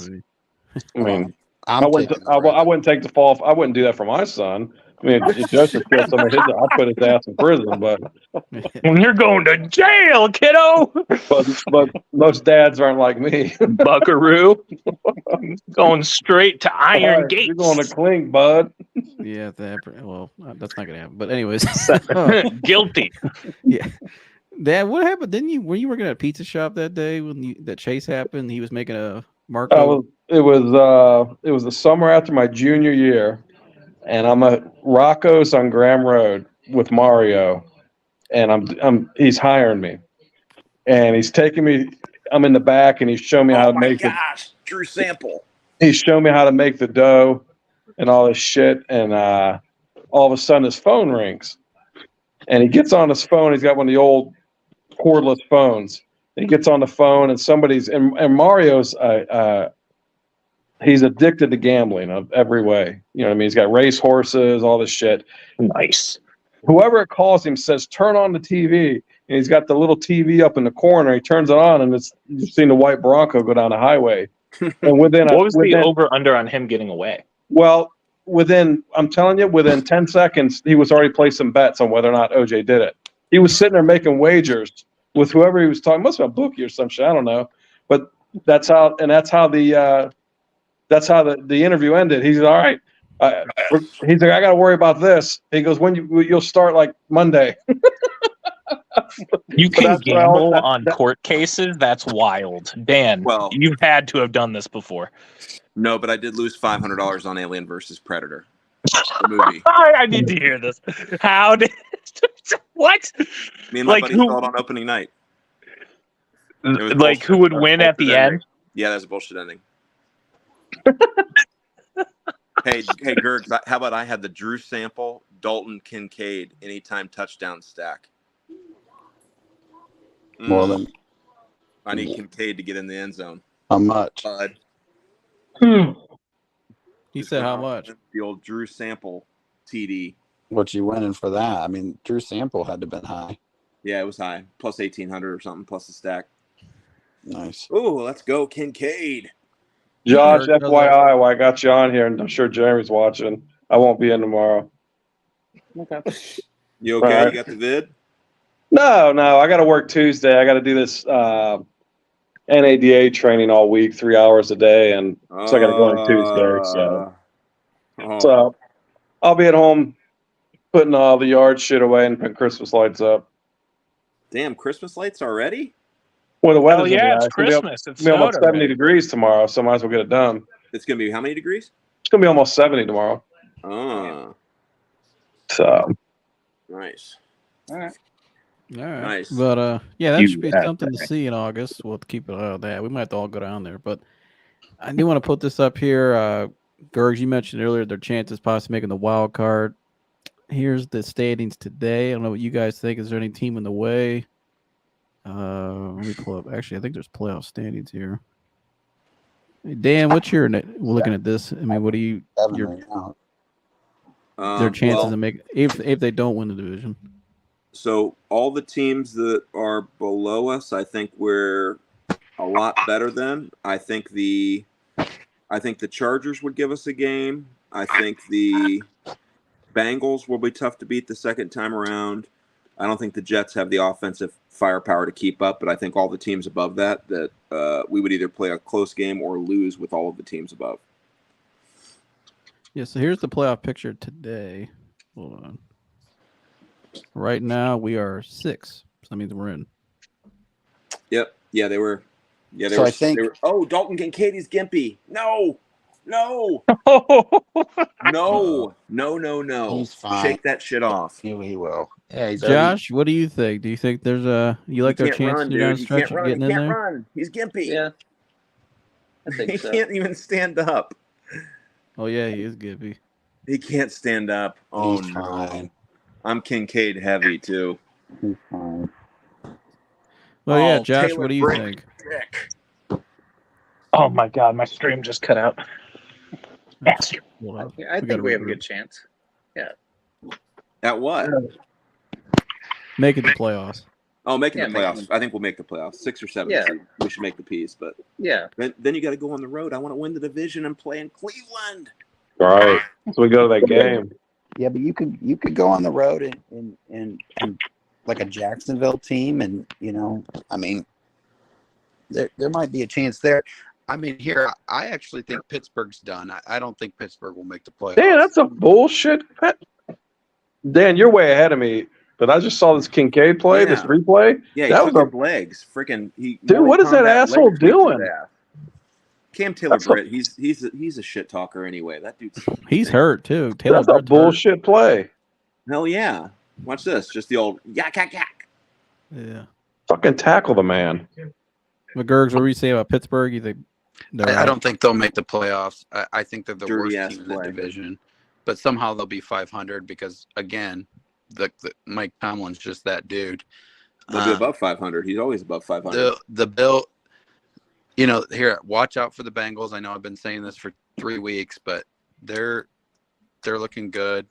The Bills are the Bills, and the Jets. Like I said, if they hang around, Aaron Rodgers might come back, and then we'll see what happens. I hope he comes back. You've seen that story before, Gergs. my boy. I've seen it for years. My boy. You've seen that story My before. boy. Gergs. That's your boy? I've seen Aaron Rodgers multiple times.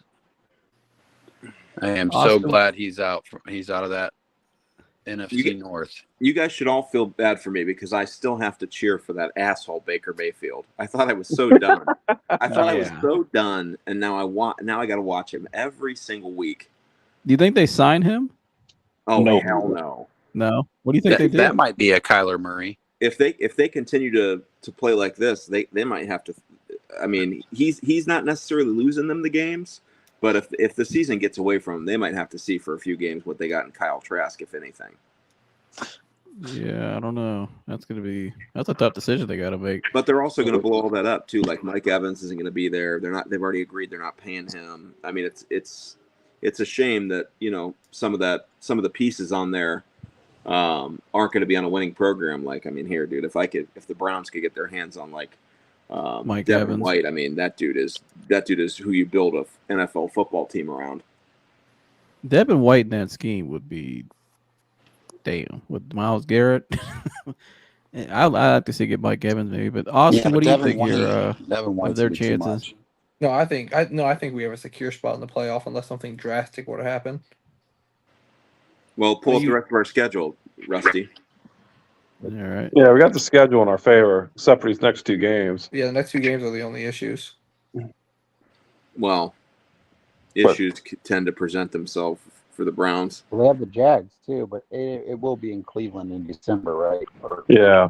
I mean, I'm going to that game. So am I. Austin, we're going with you, right? Which game? The Jets game? No, the 10th, December 10th. That's the what's the game? Yeah, that's the Jaguars game, right? Yeah. Yeah, we're going to that game. These aren't easy games. I mean, well, you already invited all of us, you fool. Yeah, we're going to that game. That's another reason I'm banking on a playoff. I like a home playoff because you know how much a home playoff ticket's going to put in my bank account? Well, yeah.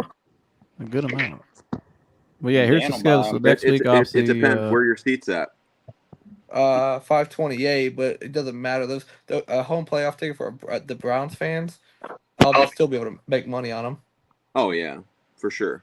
So next week, Baltimore, then back at home versus Pittsburgh, then back-to-back West Coast trips out to Denver, then out to LA Rams, back home versus Jacksonville. That Denver game's not going to be an easy game.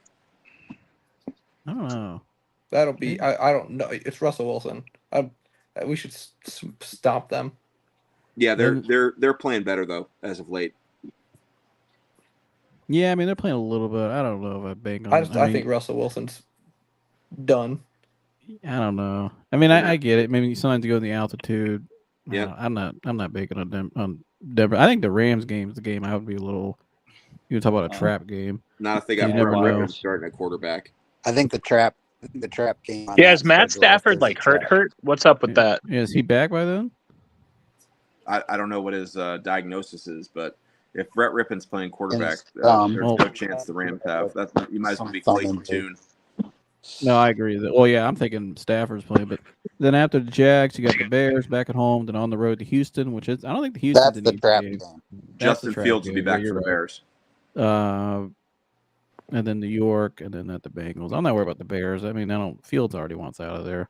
But I agree with you. The Houston game is the game. Yeah, they're 4-4, and D'Amico Ryans and Tampa's defense isn't as terrible as they look today. For him to throw 470 and 5 tutties on that defense and break the record is an extreme feat because our defense isn't great, but it's not that bad. Like we held the Lions. He only had like 45 seconds to go down and score. Man, I really wanted Baker to pull that off. Yeah, they had 34. Yeah, I did too. Believe me. I like watching Baker. How many seconds do they have left in that game? 34 seconds. 34 seconds. Probably scored with 9.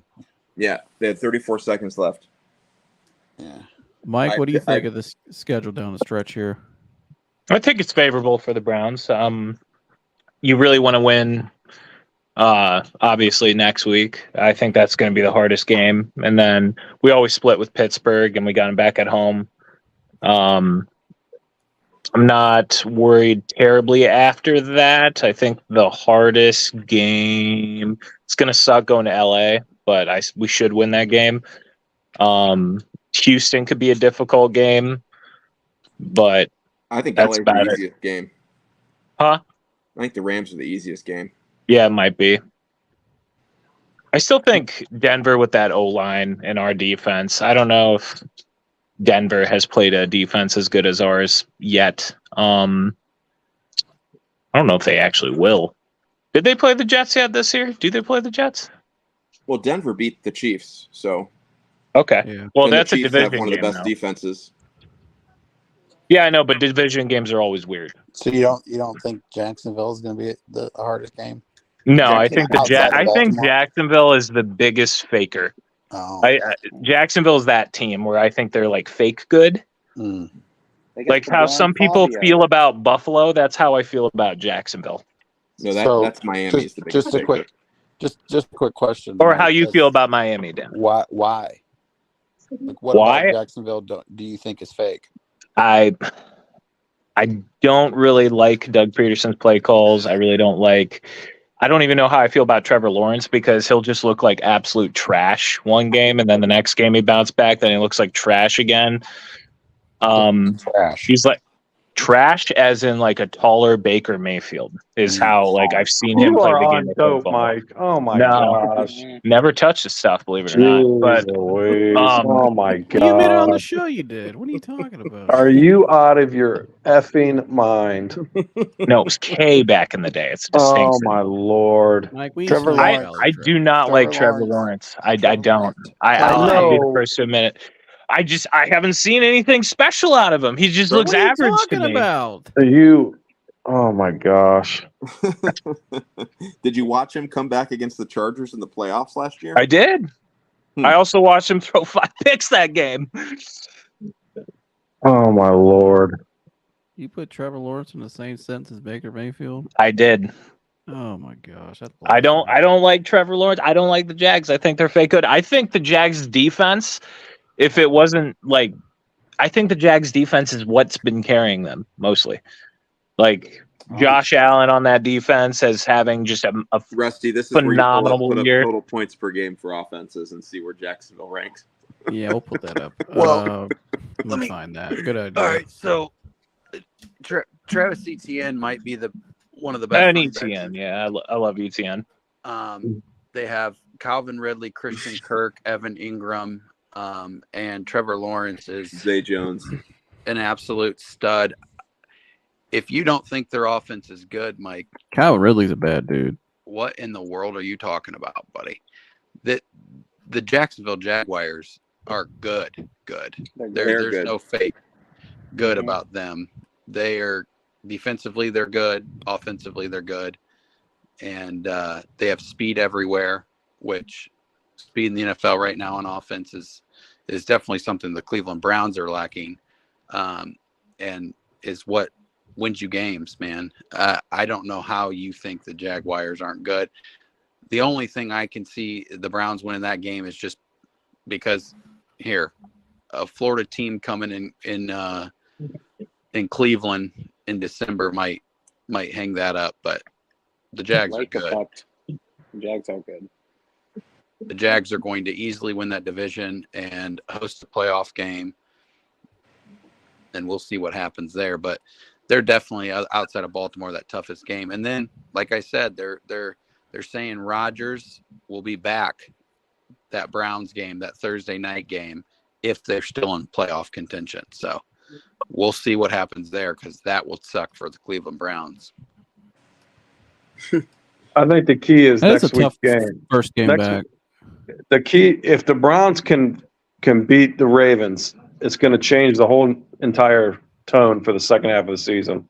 I agree with that. I agree. This game, this is the must win and the most important game. If they win this This game, is the game they've always lost. right, then they go home and they beat Pittsburgh. Then they're 7-3, and they're, you know what I mean. This sets the tone.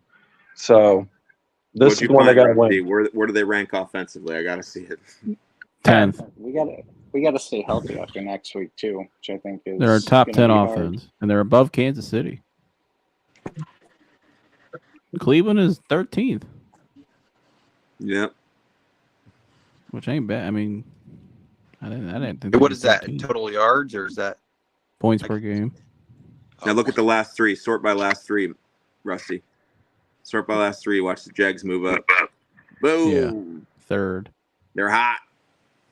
Baltimore number 1. Miami's been red hot all year. 2. Miami hasn't beat a winning team yet. Browns They're are 0-3 against winning teams. Browns are still there. Yeah, that's because our defense puts our offense in certainly great positions. Oh, I'll take it. I don't. Yeah, for sure. I'll take it. Yeah, so Jacksonville is 10, and we are 13. And Jacksonville apparently, and if that's for the season rankings, the one before, and we've been starting PJ Walker this whole time, and they have this stellar quarterback in Trevor Lawrence and all these offensive weapons, and that's all they're doing. Get out of here. They're fake good. I'll never believe in it. Well, you're going to have your chance to believe it when we play them. Yeah, I know. I'll be surprised if Trevor Lawrence gets a second contract. I'll say that much. What? Seriously. Mike, he's I'm being a serious. franchise. Oh my God, Mike! This He's might a be the true craziest franchise shit you've ever said. That is the dumbest thing I've ever heard. And I've heard some dumb ones. I could see him being like Jared Goff, like having a really good second part of his career. Goff. You're right. Jared Goff is statistically better. I'll be surprised if he gets a second contract. Yeah. Wow. I'm a Trevor Lawrence hater. Why would he not get a second contract? I'm a hater, dude. He took. I don't think he's that good. You do watch other football, don't you? Oh my God! I do. I watch every game. Every game. Every single one. Unfortunately, I woke up this morning early to watch that Chiefs Dolphins game. Gergs, you watched Trevor in college. You watched him now in the NFL. I just started watching college recently, so I did not watch him in college. My God! I'll be the first to admit that. Gergs, how good was Trevor Lawrence in college? I honestly can't even talk about this anymore. How good was he in college, though? Have you seen that start to translate in the NFL? Love it. Dude, I thought when I watched Trevor Lawrence, now here you can throw Joe Burrow in this a little bit, but when I used to watch Trevor Lawrence, I said this dude's going to be, when Brady going out of the league, this is going to be the guy. That's what I used to say about Trevor Lawrence. Trevor Lawrence's ceiling is Phillip Rivers. He might have a decent enough career, but will never win anything. Out of your effing mind, Mike. That is his ceiling. His floor is much lower than that. Oh my God! How much better we'd be if Trevor Lawrence was on the Browns? Oh, probably be about the same. You're crazy. You're out of your mind. Good night. I don't see that with Trevor Lawrence. I just don't see it. Mike, you know Phillip Rivers is a Hall of Famer, right? You know he's going to Hall of Fame. Is he he's getting in? He'll be getting into the Hall of Fame. Yeah, look at his stats. He's top 15 all-time passing yards in the history of the NFL. That's what I'm saying. It's the ceiling. I just don't think he's ever going to win anything. If your ceiling is well, neither did Dan Marino, Mike. But does that mean he wasn't a good quarterback? Right. That's his ceiling, though. That's as far as he can go. I'm not saying that's where he will go. So yeah, you just went from comparing him to Baker Mayfield to Phillip Rivers, and Phillip Rivers is going into the Hall of Fame. Stop. He might be going in. I have one more question. He might be going in the Hall of what? So you're saying a quarterback that's been in the league, this is going on his fourth year, who's going to win his division twice in 4 years. Yes, is not going to get a second contract. Very something possible. that the Browns have not done in 35 years. Mike, look at some of the money these guys are getting. He's going to get Daniel Jones. Some of the money these guys are getting. You think this guy's not going to get a second contract? 1 year vet minimum. That's all I give him. He's going to give him $200 million. Yeah. No wonder you like Andrew Berry. Would you have fun? Yeah, that is honestly one of the dumbest. Hey, hold on. Let me ask my 13-year-old son. You think Trevor? You really just said a 1 year vet minimum? You think Trevor? You're right. I won't even pay that. Just send him to the Houston Gamblers. You think Mike, I think there's some. I think you got a personal issue with him or something. I think he's going to get a second contract. I think you just don't like Trevor Lawrence for some reason. So also they don't even have a backup. Nah, he's just not that good. Literally. How's he not that good? It's not. Desmond Ritter's better. Ask Corey. Oh, Mike! Mike, now you're being foolish, Mike. I'm trolling a little bit. Right. Yeah. I felt I needed to troll a little bit. My blood pressure got high with the Andrew Berry talk earlier, so I just want to talk some foolishness. Mike, if they fire Andrew Berry, you done being a fan? No, but that would be a really stupid move considering all the things he's done. It's okay. Yeah, that. Anyway, so yeah, the Jags are good. To backtrack, now, I believe none of the things that I said about Trevor Lawrence. I just wanted to troll a little bit and speak some foolishness. You're so little bit of shit. A little bit of vengeance. Now he can show his face again. Corey Austin just went off the show when he heard that. Yeah, he's gone. Feels good. I'm a winner. It's like winning $5 on a dollar scratch off. You always feel good afterwards. Have another Rolling Rock. It's actually, dude, I wish I had Rolling Rock. But so, we got married recently, and apparently this is an issue where you buy too much alcohol because you like stock up, right? Yeah. And I have too much left over, so I've just been drinking Modelo for the past week. Right. And I'm not even near done with the amount of beer I have in my garage. You know you can keep it for a while, right? Yeah, I know. I'm just saying, if like a homeless person were to break into my garage, it would be like finding the Holy Grail for them. I'm sure the amount of liquor that's in there. It's like the Ark of the Covenant. Just What's your address? I just dox myself on Facebook Live. Which one? It's in Tybee Island. Yeah. The one in St. Petersburg, Russia. Josh, what do you think God. of all this, Josh? Yeah, you haven't said much. Yeah, Josh, what do you think of all this what do you think of all this, Josh? Here, Jacksonville's the second best team we're going to play at the end of the season. End of story. Would you give Trevor Like I said, Lawrence a second I was contract? trolling. Yes, I would give Trevor Lawrence a second contract. I was trolling. I hope Mike, you this are. cabin at question mark. Oh, that's the one in Tybee, dude. Oh, there it is. Mike, you're fucking crazy, dude. That's why you love me. I know. That's why you keep me around. Oh wow, Steph Diggs finally caught a pass. First time since. Wow, your stream is way ahead of me.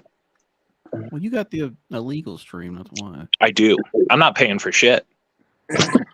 I'm watching this from an Xbox Series X. So here's Trevor Lawrence's game log this year. Irv By the way, Smith maybe and we'll Joe do that.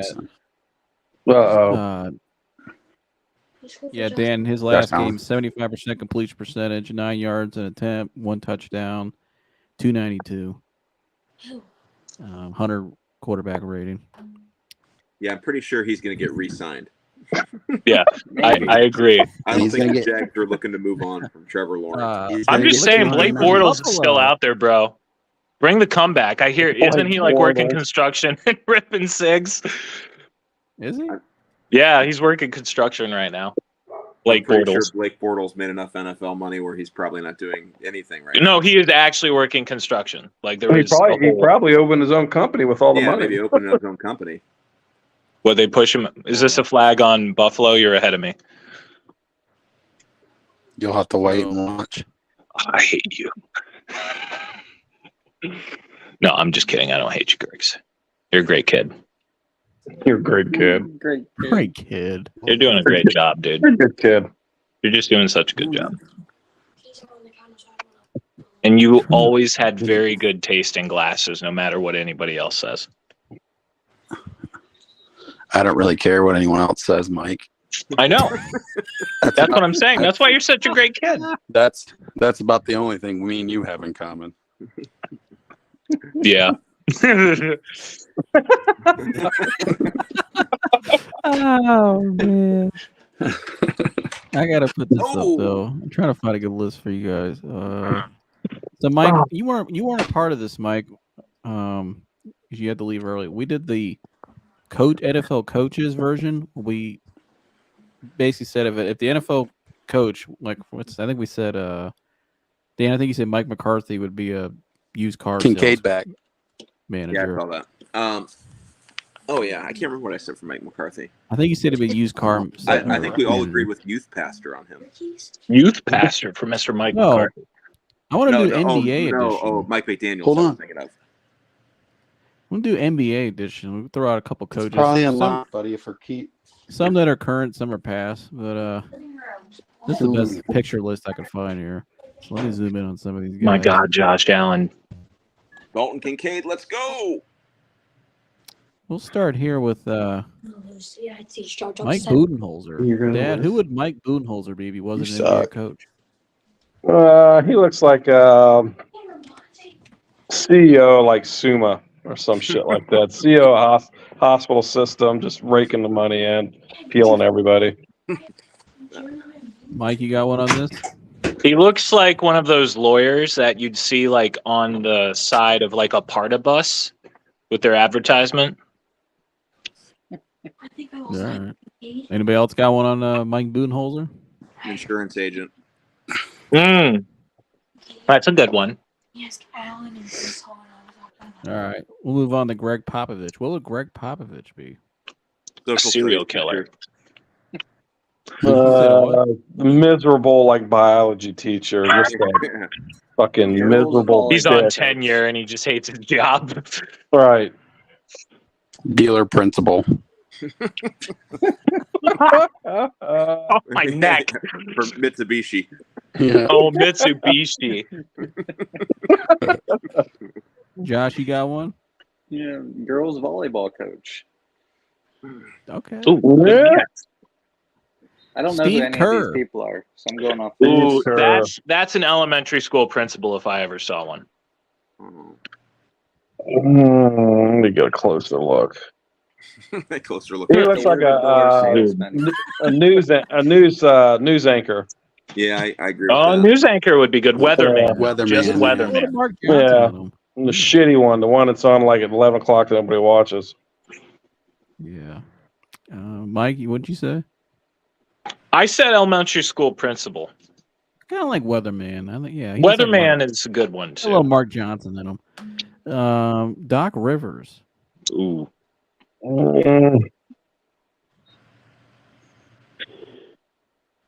Doc Rivers. That's a hard one. Who is Doc Careful, Rivers? Mike. Hey, acting coach. You said an acting coach? Yeah. He did fail the golf course. Who does Doc Rivers look like? Truancy officer. Resource officer. Truancy officer at a high school. Yeah, he does. He does look like a school officer. Yeah, some with a He's like- school, high school. He sits in there. Yeah, he's the guy that sits in a lunch period with the walkie-talkie with all the kids and make sure everything's going smooth. Brad Stevens. He looks like someone that has to call all of his neighbors to let him know he moved into the neighborhood. Okay. Brad Stevens works at Diebold. Yeah. Or he's like a congressman or crooked. Yeah. Crooked. See a little bit of Paul Ryan. Bank rep. Yeah. Yours, you got one? Governor. All right. Josh? Tennis Bills. instructor. Tennis instructor. That Now, could be. the next one my bro. dad and I already have made up. Dad, what is Mike D'Antoni? Mike D'Antoni has always been a GM of a dealership. Yes. Yeah, I can see it. A GM. Nothing else but a GM. Yeah, he's a GM. He's standing there with a suit and shit. He just reminds me of a GM. And he always points like he's calling it up. North, remember that? He calls up. He calls up. He never shakes the other team's coach. He just points like he's calling it up. Well, we've always watched him. Him and I've always said North. Yeah. Promax rep. Yeah.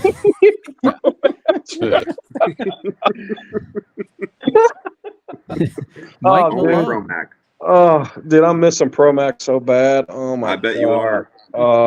Dave Gibson said he's keeping your guys' accounts open because he knows you'll be back. I know. Well, they're still open. I hate But- Vin. I hated Vin a few times. Oh my God, it's horrible. Well, yeah, PI, where is it's very intuitive, but it's you shouldn't have to get your 2-year degree from DeVry to desk a deal. Oh my God. ITT Tech. I'm sure Josh loves Vin. I'm sure he loves auto loading those leases. I'm sure he just hand loading all those leases. Mike, who's Nothing Mike pushes Malone over. Yeah, nothing. That pushes. is a dairy farmer in Mississippi. That's not a coach. dairy farmer? That's a man that owns a lot of steer. I think he looks like that is- a racist cop. Yeah, that's sheriff of a. It's someone you see on sheriff of Vice Southern News. County. Yeah, We got you on film. Yep. racist ass cop. Gerg, you got one? 21, up 21. You got a chance. I don't know. Yeah, I kind of like that racist. Gerg, you got one on Mike Malone? No. No. He's No. unemployed. No. Rick Carlisle. Slighted. Slighted. Psychologist. a pilot. He looks like a pilot. Yeah, he does Pilot, look like yeah. a pilot. Pilot. All right. Let's see here. Eric Spoelstra. He looks like a reptoid, dude. Look at that. He's got a weirdly shaped head. I don't know if it's a haircut or he's a reptoid, bro. That's not a human being. He's from like Alpha Centauri or some shit. It looks like an IT analyst. Yeah. Looks like he owns a couple Smoothie Kings. Cell phone salesperson. Couple smoothie. He looks like he owns several Smoothie Kings Mr. Heroes. and maybe a tanning salon. Yeah. Yeah. I'm gonna say Dwayne Casey looks like a pastor. I can see that. He's the pastor of like the South Akron Baptist Church. Yeah. Or a mayor. Yeah. Oh yeah. Yeah. He's certainly trying to get elected first time. Yep. Yeah. Just trying. What do we got here? Oh, the old Cavs head coach, John Beeline. Criminal. John Beals, right? It's under trash. Criminal. Yeah. He's a criminal. He's wanted. Affleck rep. High school principal. Josh, you got one? No. All right. Billy Donovan. Gynecologist. He looks Wow, like you were quick on the draw on that one. Yeah. He looks like I don't know, like he's organized crime, like he's in organized crime. That dude Looks like a sells private Kirby's. investigator. Yeah. Mike, what did you say, Mike? I didn't say anything for him. I don't got nothing for him off the rip. We'll end up here. We'll finish up with Frank Vogel. Oof. It doesn't even look like him. No, That's Frank Vogel? Yeah, that's Frank Vogel. I'm saying Bus driver. on TV, he looks like Joe from Practical Jokers. That's a bus driver right there. Trevor Lawrence's agent. Yeah. Dan, you got one on Frank Vogel? Like a summer camp counselor. That's a pretty good one. What about you, Dad? He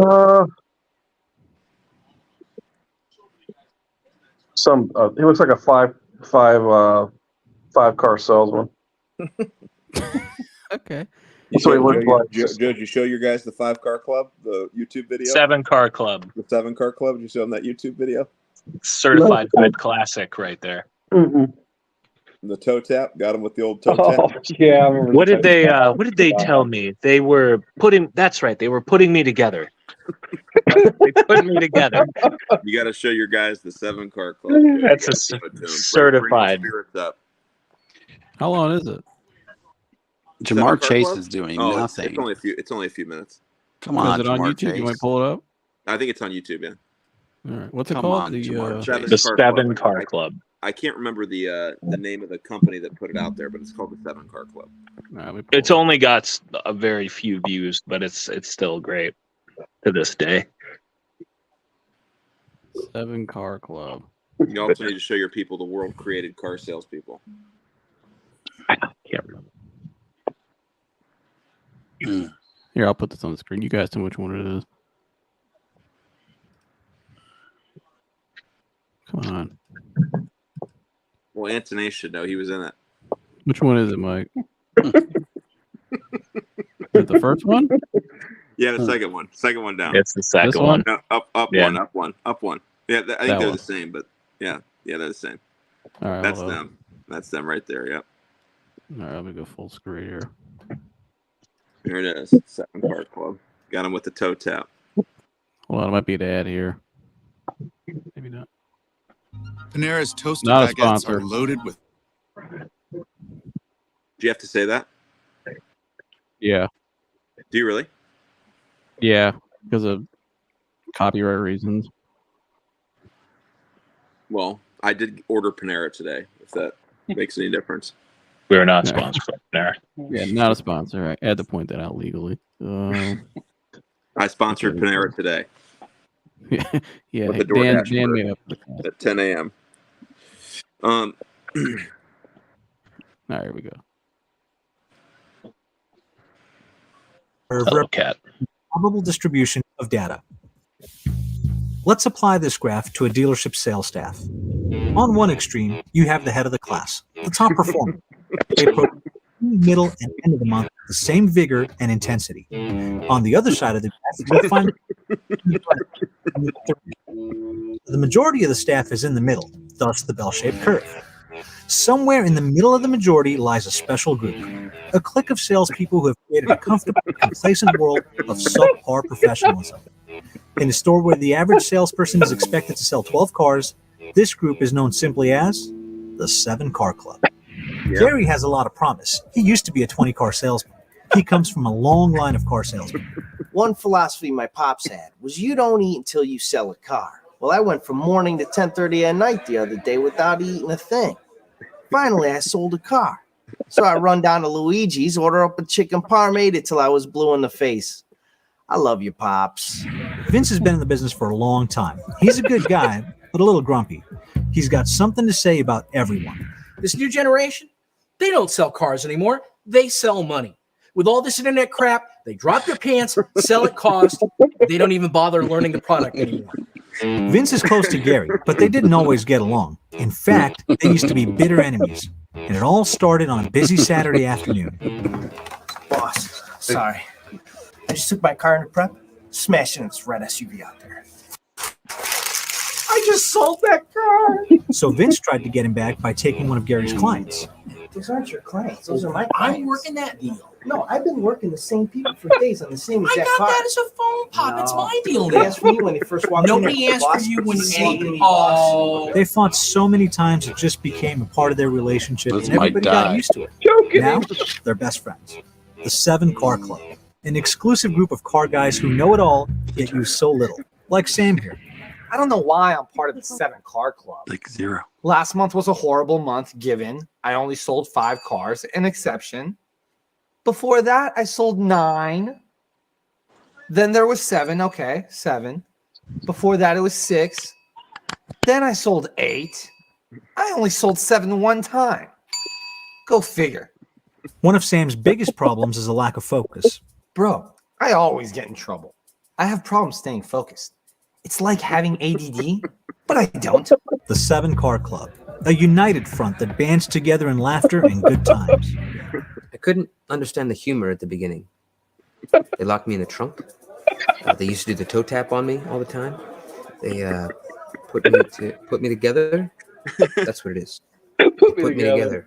Then I realized it was harmless, like a bunch of bear cubs pawing at each other. You know, it's all good now. The 7-Car Club, an elite club that's learned to master the system. They're the first to ask management for a bonus and the last to train and learn something new. In the car business, things are always changing. Models, bank programs, supply and demand. So it's really hard to stay in the zone and refuse to change. But with little work and a lot of complacency, you too join the club. There it is. The 7-Car Club. Never gets old. Oh, So God. good. Good times. It's so right on. Good times. I've never heard of that. We had a You lot guys of pointed those it stuff out. here, didn't we? You guys What was that? We had a lot. I was talking to Dan. I said we had a lot of those. You get those class of guys that all come in together. Yeah. A whole bunch. We had a lot of those. Oh yeah. Yep. Quite a few people. You guys all got in the car business after the days of having to actually stand physically outside on the lot and wait for people to pull in. Oh God! I would have During the flourished winter, in that. During the winter, it was just horrible. You motherfucker! You would not have, Mike. Your ass would have Really? been inside. I tell Josh and Lynch all the time. You motherfuckers would never. Fuck you guys would. You would have never stuck it out like we did out there. We had to, man. We fucking. And all of us Right. standing around Josh will pushing each admit other it. up. 5 below 0. We're out there calling up. Anthony's has the coat for it. I did have the code for it. You still have that? Hell no. You guys have no idea. Oh yeah, he's got that. He puts in the thumbnail. It's horrible. Standing Mike, you at still the got damn that coat, bus don't you? stop. It's somewhere. Yeah, I don't know where I put it. You gotta pull that out. Yeah, I've The never only seen thing that would have made me do it was the gambling.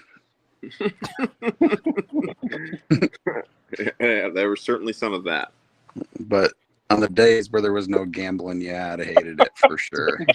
Yeah, It it just sucks. popped in my head, Dan. It was I remember you pulling up. So this was like summer of 07, so you weren't on the desk yet. We're all out on the point, and you guys that weren't there before, the point was like maybe this block, We know right when what you the walk on point a is, used though. car lot, right off the service lane. There used to be this block right there that was like 12 foot by 12 foot. That 30 salespeople would be standing and calling us, right? And Dan would just come rolling in like midday. He'd be go out to lunch and just come rolling. Just park his fucking Jeep right up on the point. Just pull right in, sunroof open, radio fucking crank. Just pull that bitch right up on the point and park. He had that Grand Cherokee. Yeah. I had to make for an early exit. It was an easy out. Just pull it right up. Who gives a fuck? Yeah, Mike still got that coat. And then it'd be like, Hell yeah, I do.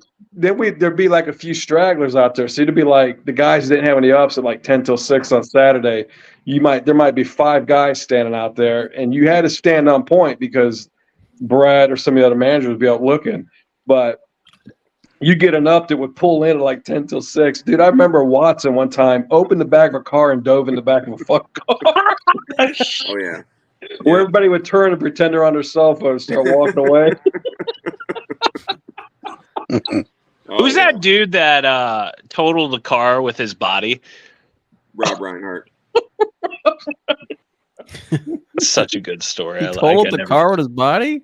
Yeah, him and his buddies were messing around at Kent Lanes, and Rob Reinhardt had to be probably 6'5", maybe like 385. And he was telling me a story, and they were just messing with each other, typical college stuff of messing back and forth and, trying to smack each other's junk and shit like that.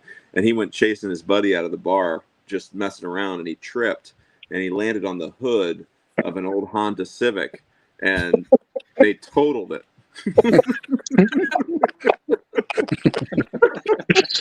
God. He had to tell me the story like 3 times. I just wanted to make sure I was hearing him correctly, that he totaled a car with his own carcass. It's impressive. That's bad. He said he landed in the hood, the alarm's going off and shit. The owner comes out. He No, totaled yeah, the I car. had, but I did terrible. I remember some of the stories you told me, Dad, when you first started there. Like you said, who was out on the microphone, like walking Kirkland. around? Kirkland. He lives right around the corner from I us. just saw Kirkland this week. He just came in a Nissan store, but Yeah, Kirkland. Captain Kirkland. The best Kirkland story is one that I don't think we can tell on the air, Joe. I think Oh, you know what I'm talking about. well, here, I mentioned it to him in the showroom. Oh my god. He was there telling stories. I You said, guys "Keith, talking about Keith Kirkland? tell him Yeah. about the Yeah. bookstore." Yeah. Keith lives right by us. He goes to Hudson Chapel. But yeah. Keith Yeah. Kirkland was my boss when I was in the wash bay in 06. Yeah. Yeah. And that dude was crazy.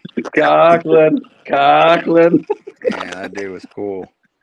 He's a nice guy. Yeah, he He's was a very cool. nice guy. Yeah, he's very nice. He bikes by sometimes. Where's Balaji at nowadays? Ganley left. in Cleveland. God, Yeah. he just went in exile. It's terrible. I miss him so much. Yeah, that was a Ooh. He was that dude. Gosh. That dude was just Balaji. Made a Remember, living on cars when he could barely speak English. You remember, Dan, when we were doing Marty Zelensky? We're in the trailers, and we get Marty Zelensky hung, and he backed out, and then he called back like 6 months later after the bank crisis, and he can't understand why he can't get hung anymore. The banks won't finance him on a car, right? Yeah. So I'm on the phone with the guy, and I'm on speaker in an office, and Balaji comes in, and Balaji's part of it because we were splitting the first deal the first time. Yeah. So I'm telling the guy, hey, they won't buy you. Balaji just chimes in. He says, back then the bank was doing all kinds of roaches. Then he's saying it in a Nigerian voice. Back then the banks were doing all kinds of roaches. He would. I mean, the say guy that. pulled the hose off the gas pump at Rockies and said he thought it was a snake. Oh my God, he was the greatest. Oh my gosh. Oh my gosh. The shit Gentlemen. he would say. My No, phone's about to die. Before we get out of here, Mike, who you taking next week? What's your score? Browns, I'm hopeful. 28. Ravens, 24. Gergs? 33-13, Baltimore. All right. Dan? Oof. I don't know. I think it's actually going to be a lower scoring game both ways. Like it could go. I think it's going to be like 2017. It could go either way. But that's the number I was going to say. But based on what I'm seeing of the Ravens, I think even though I want the Browns to win, that I think the Ravens are still going to win the game. Josh? 24-17 Browns. Dad? I'm with Dan. It's going to be a lower scoring. I'm going to say probably like Josh, like 24-21 Browns. It might be one of the old 13-10 bangers. You could be right. I mean, it's a defensive struggle. I just think if we know this about the Browns, they know this. They know they got to get this game, and maybe they catch Baltimore riding high. You know what I mean? Well, I guarantee one thing: they're going to make us beat them with someone other than Amari Cooper. They're going to take him away. Oh yeah, Watson. You're right. Watson has to have a monster game. Away. Watson has to win this game. I agree. I'm going to say 27-24 Browns win on a game-winning field goal. What's the over-under on the game right now, Rusty? Like 41, 42? 40. 40, yep. Yeah, I'm going to say Browns win on a game-winning field goal because I've seen them win on a game-winner in Baltimore before on a field goal. So when was that, like 2015 that happened, I think it was? Did Hopkins actually miss one today? I didn't see it. Yeah, he missed one, and he made the other two. Yeah. So, but I'm gonna say game-winning field. I don't know. It could go. Yeah, I agree. But Baltimore's the hottest team in the league right now, so we're gonna find out how good they are next week. So, yeah. But all right. Anybody got any closing remarks before we get out of here? Go Browns. Love you all. Let's score the Michigan-Penn State game. Gergs, you can start. 40-20, Michigan. 40-20. Mm-hmm. Is that a day game or a night game? It's a day game. Day game. Thank God. I should have made that the night game. Though. Oh, I'm sure you do. I'm sure you do wish that. I don't care. You know how many times we've had to go play in that night atmosphere? Here we go.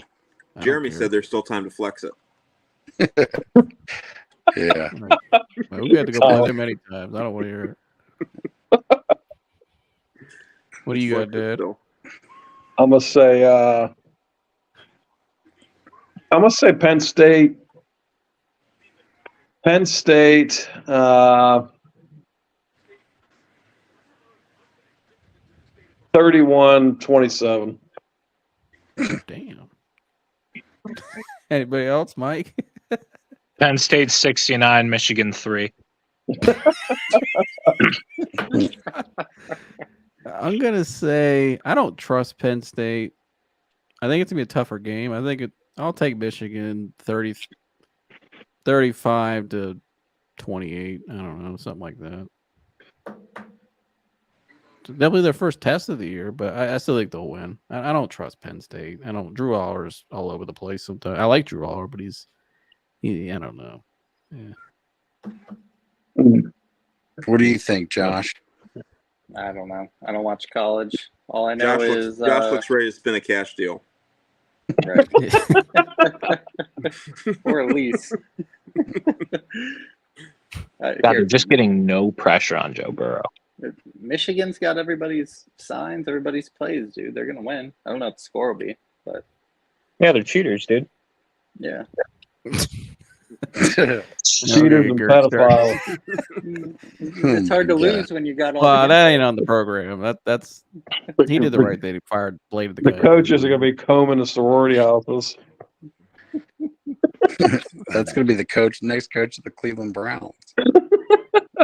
He fired dude right away. But dude, when's the Platform's hammer legit come at down on these 3%. guys, though, man? Love you dearly. See See ya. ya, Mike. See you, Mike. Next year, they say. No, it can't go that far, dude. what?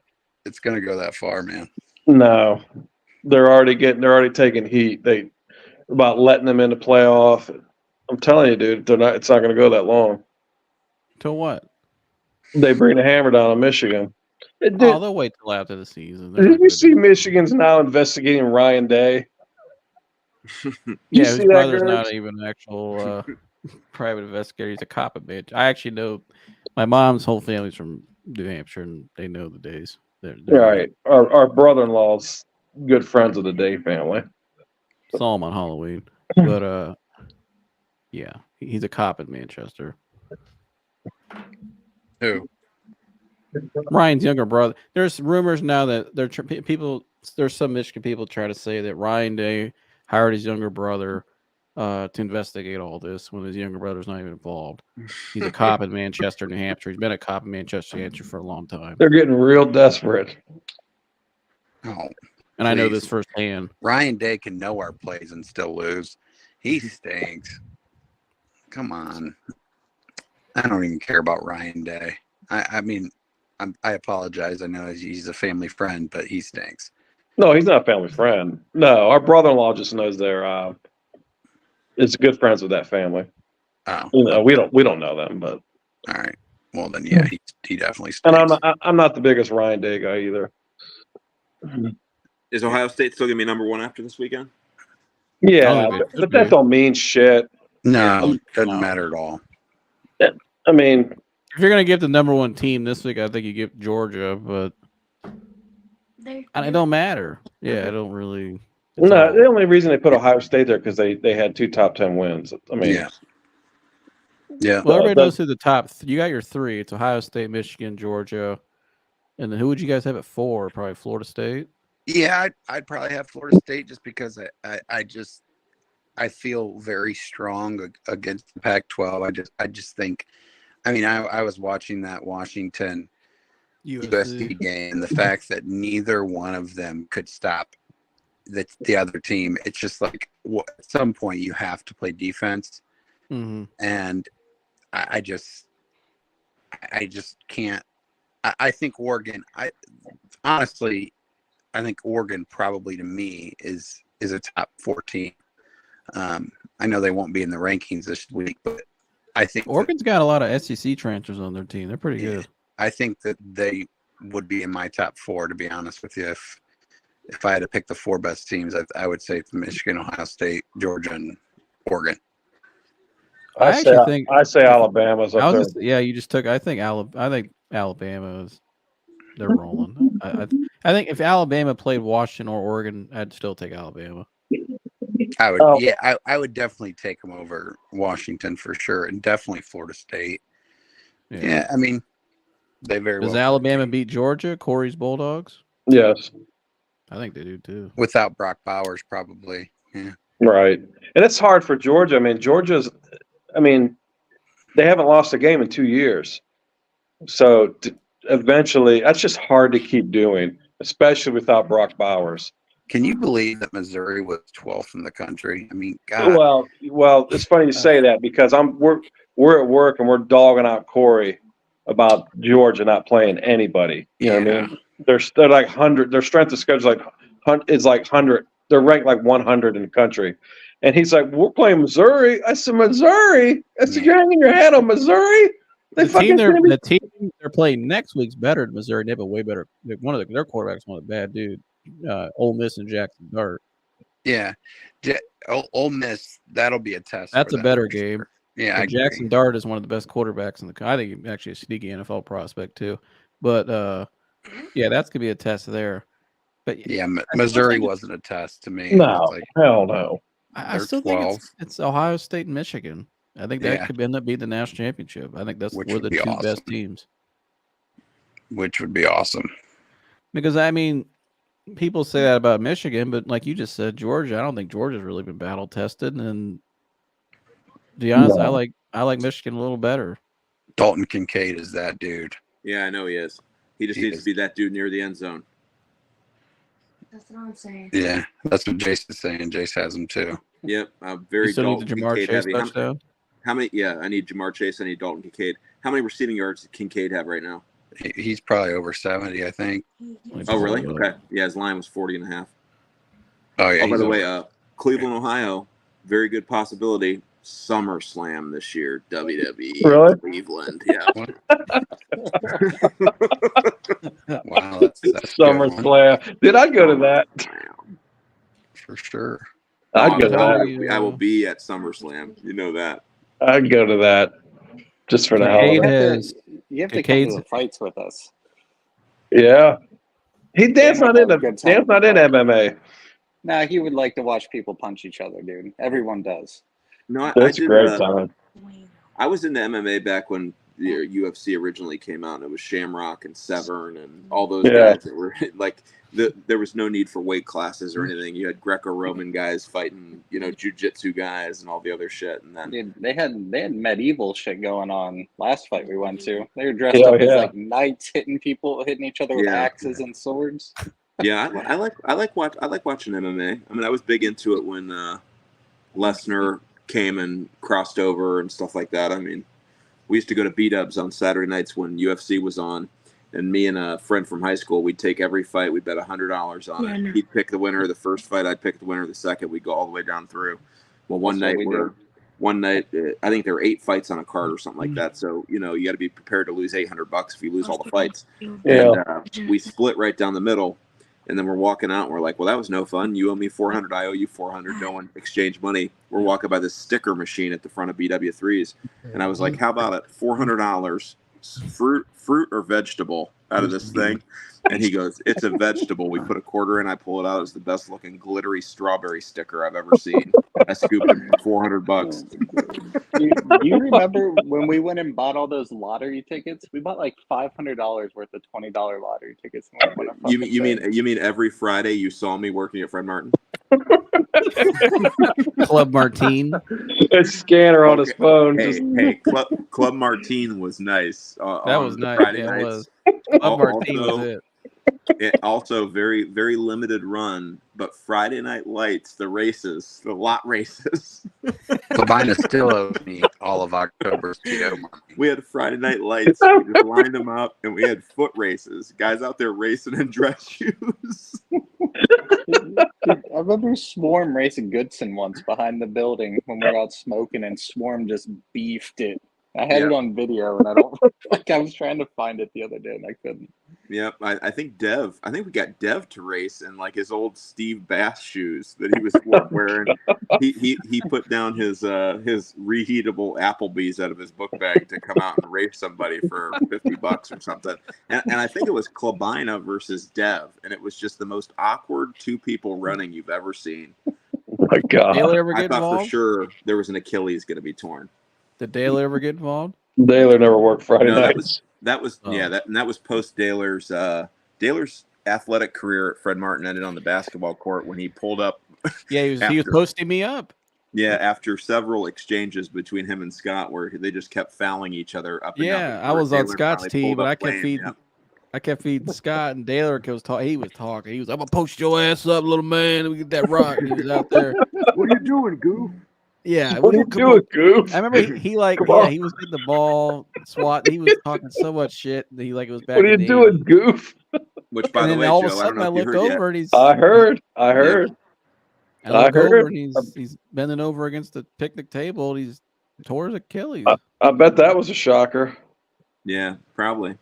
Yeah, I heard he went to Laria. Yeah, Laria. Yeah, Laria moved some rigs. They're whores though. They're like the falls of Chevy dealers. Yeah. So when I would be pricing cars at Vanderveer, I always had to look at Laria, and Laria always had their shit just blown out, man. Yeah. Manager's a dick, Matt Cole. but they sell some cars. Yeah. Don't name anybody's name, please. Oh, sorry. Yeah, not a I forget. sponsor. You know Not a me. I'm sponsor. just pretty. Fair I Use don't- Act of I don't hold back. 1776. That's my But anyways, Yeah, good for him though. I heard it's only. See, you know what though? It's a small store though. Let's just say they're selling 100, 130 cars, and they got 6-7 salespeople. Yep. Good for him. Yep. So the real star though was Marty. Marty was the white Bill Russell. He didn't mess around out there with his the worst I've ever felt athletically is playing basketball inside of the St. Augustine Barberton gym and going up for a layup and Marty reaching around and packing my shot while he's wearing carpenter jean short and a crew neck white t-shirt tucked in with a belt with, I'm pretty sure, not even sneakers on. I had to take a deep dive inside myself and figure out if I could ever be an athlete again. I remember he shocked me. I got the ball and he just came and grabbed it, and I was so stunned he even tried to get it. I just let him have it. I was just like, "What's up, boss?"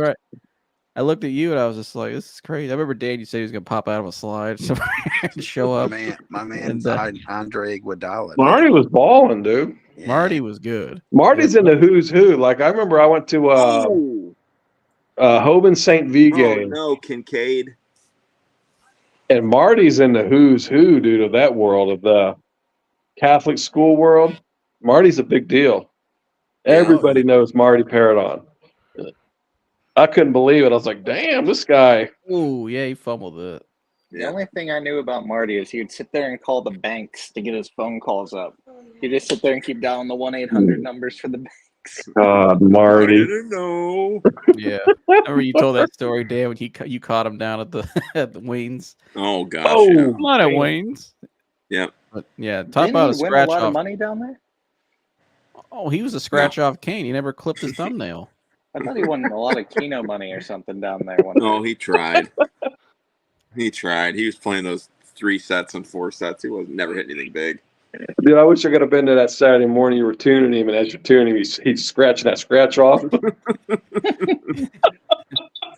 He just can't stop.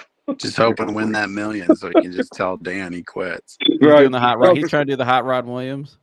Yeah. Oh my gosh. Hot Rod Williams. Yeah, $20 million. I'm gonna hit on the scratch off and quit playing in the NBA. I think I had some people hit me up when you told that story, Dan. They never heard that. They thought that was the craziest thing they ever heard. Like that one in the blind poker game you told us too from the Chevy. we had an unnamed person that I will not name on this podcast or say their name, who my friend Kurt, for his birthday, bought him a fake scratch off, and he scratched it off at the harbor for his birthday. And it said on the scratch off, it was one of those fake bogus ones that he won $25,000. So my buddy Kurt gives him the card and the fake scratch off on it, hoping he's going to open it right there, scratch it off, and he gets to see him like acting a fool, thinking he won the money, so he could be like, "Haha, you didn't win anything. Like, happy birthday, Dick," and buy him a shot. Well, instead, Kurt leaves early. Person X opens the card later, scratches it off, and proceeds to buy the entire bar drink and build up a $1,700 bar tab because he thought he won $25,000. Oh my gosh! Do I know this person? Just to find out it was a fake ticket. Do I know this person? Wow. You absolutely do. Yeah, just text me the name after. Me too. I don't remember. All I remember is Hot Rod going in Ken Stewart's and buying all that liquor. You know that one, right? I'll leave it at this. His dad owns a dealership. Oh my God. One of them, huh? Good grief. Oh my gosh. I never heard that story. Yeah. Or I just don't remember it. Yep, old Bauer, trying to play a prank, forgot he played the prank and just left him laying in the wake of it. Well, he could have covered it, so well. That's funny as hell. Yep. That's awesome. All right. Well, I appreciate you guys for coming on and giving your takes as always. Yep. I think next week's episode may not be so chipper, but I will be here for it. Oh yeah, well hopefully we get Mike on. If we get a win, it'll be super. I mean, if we get a win, we're on and running. And I mean, who are we going to worry about if we win that game? Yeah, we might have another Austin Mike debate next week if they lose. They were arguing before we started. There was there was a heated debate backstage before I hit go live today between Jedrick Wills. I mean, it got heated. Oh, really? Austin said when I was over there earlier, he's like, I just want someone to defend Stefanski. I'm just going to light their ass up. So, dude, this Austin dude's crazy, dude. Like, yeah, tonight was just he was calm tonight, but if they lose, when they lose, you'll see crazy Austin. No, he was a porter at Nissan. My first go at Nissan. That's how I met him. He just became one of my best friends. Oh, nice. What's he do now? He's an electrician now, right? Yeah, he works for like the government, like installing light fixtures in schools and shit. Like goes out of town for a couple days a week, and they do a school or a building. Cool cat, dude. I love when he's in the showroom. Makes me laugh. I've sold him like 15 cars. After I heard Gerg's Stefanski take, he's already a big fan of Gerg, he said. So, who isn't, my friend? Yeah, yeah, he loves you. You guys are like-minded there. But yeah, once they lose, that's when it's gonna get real heated up here with Austin and Mike. So, well, we'll see him tomorrow. I'm here for next week. Where's Lynch? He's gonna watch a show with his wife. Where's that at? His quote, "old lady," as he says. Yeah, here was his comment earlier. There he is. And to where Austin called him out and said, "Mike and Jeremy, you don't wear the pants in your house." Who you like on Dancing with the Stars, Jeremy? Who you like on Dancing with the Stars, Jeremy?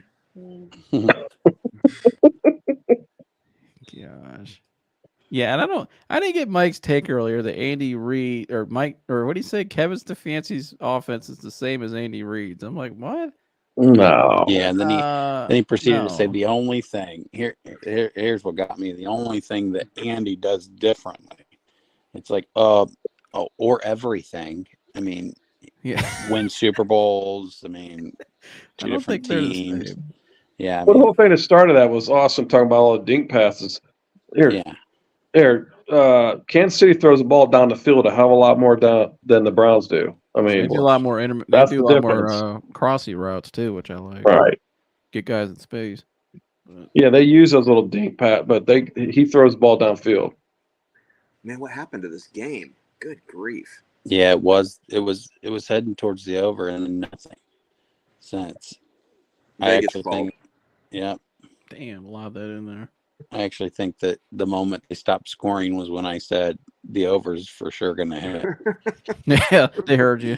Yeah. I mean, can Dalton Kincaid find the end zone, please? How many yards did he need? He hit the yardage over. I got that already.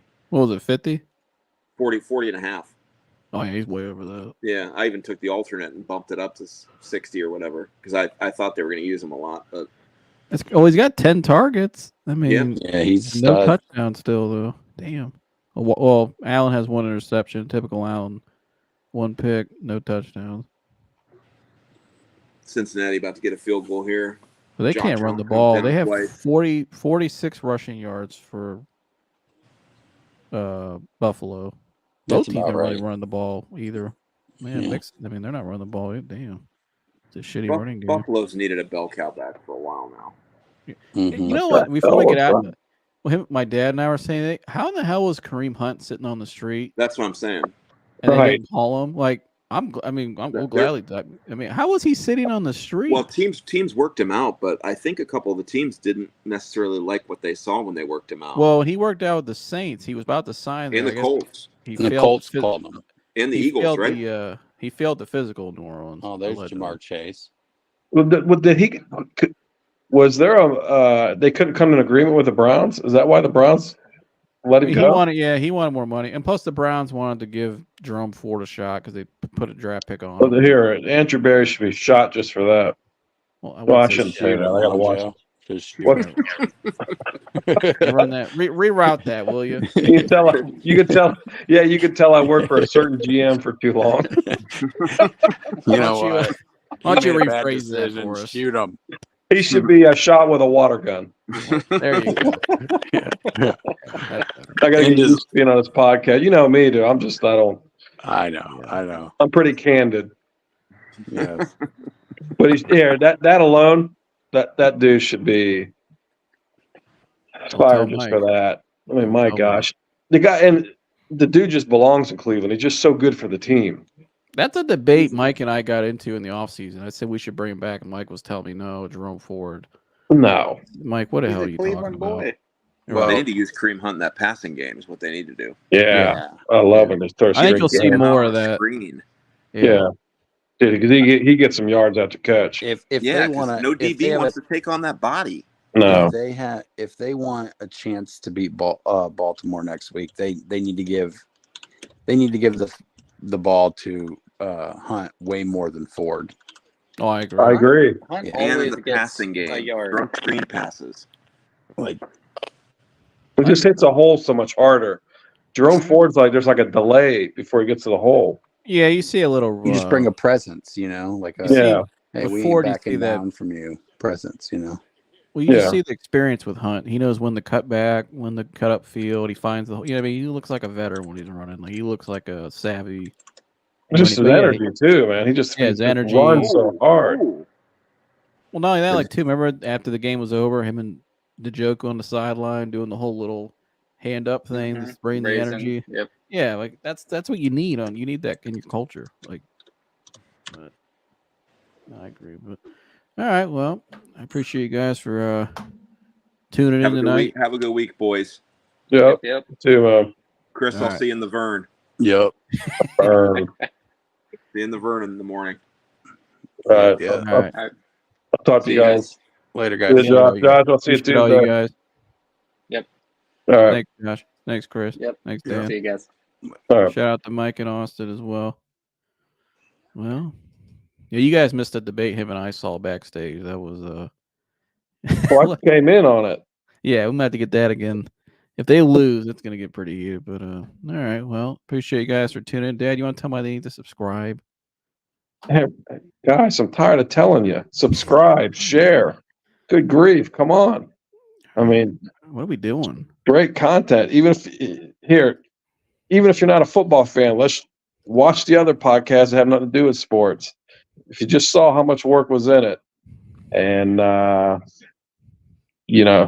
much passion is put into this, and just how many people need it. Everyone knows someone that just needs it. Share it. It's worthwhile. So please share it. It's the best I could do. Shit. Just right. But yeah, I appreciate all you guys. Like you heard it, like he said there. Like, subscribe, hit the like button for me. Helps you fight the algorithms. And if you're not subscribed, subscribe for me and leave a comment below. I want to hear your guys' take on our conversations tonight, our hot topics and hot takes we had. And what do you think the Browns will win next week or not? So love all you guys, and we'll see you guys next one. We're out of here. Go Browns.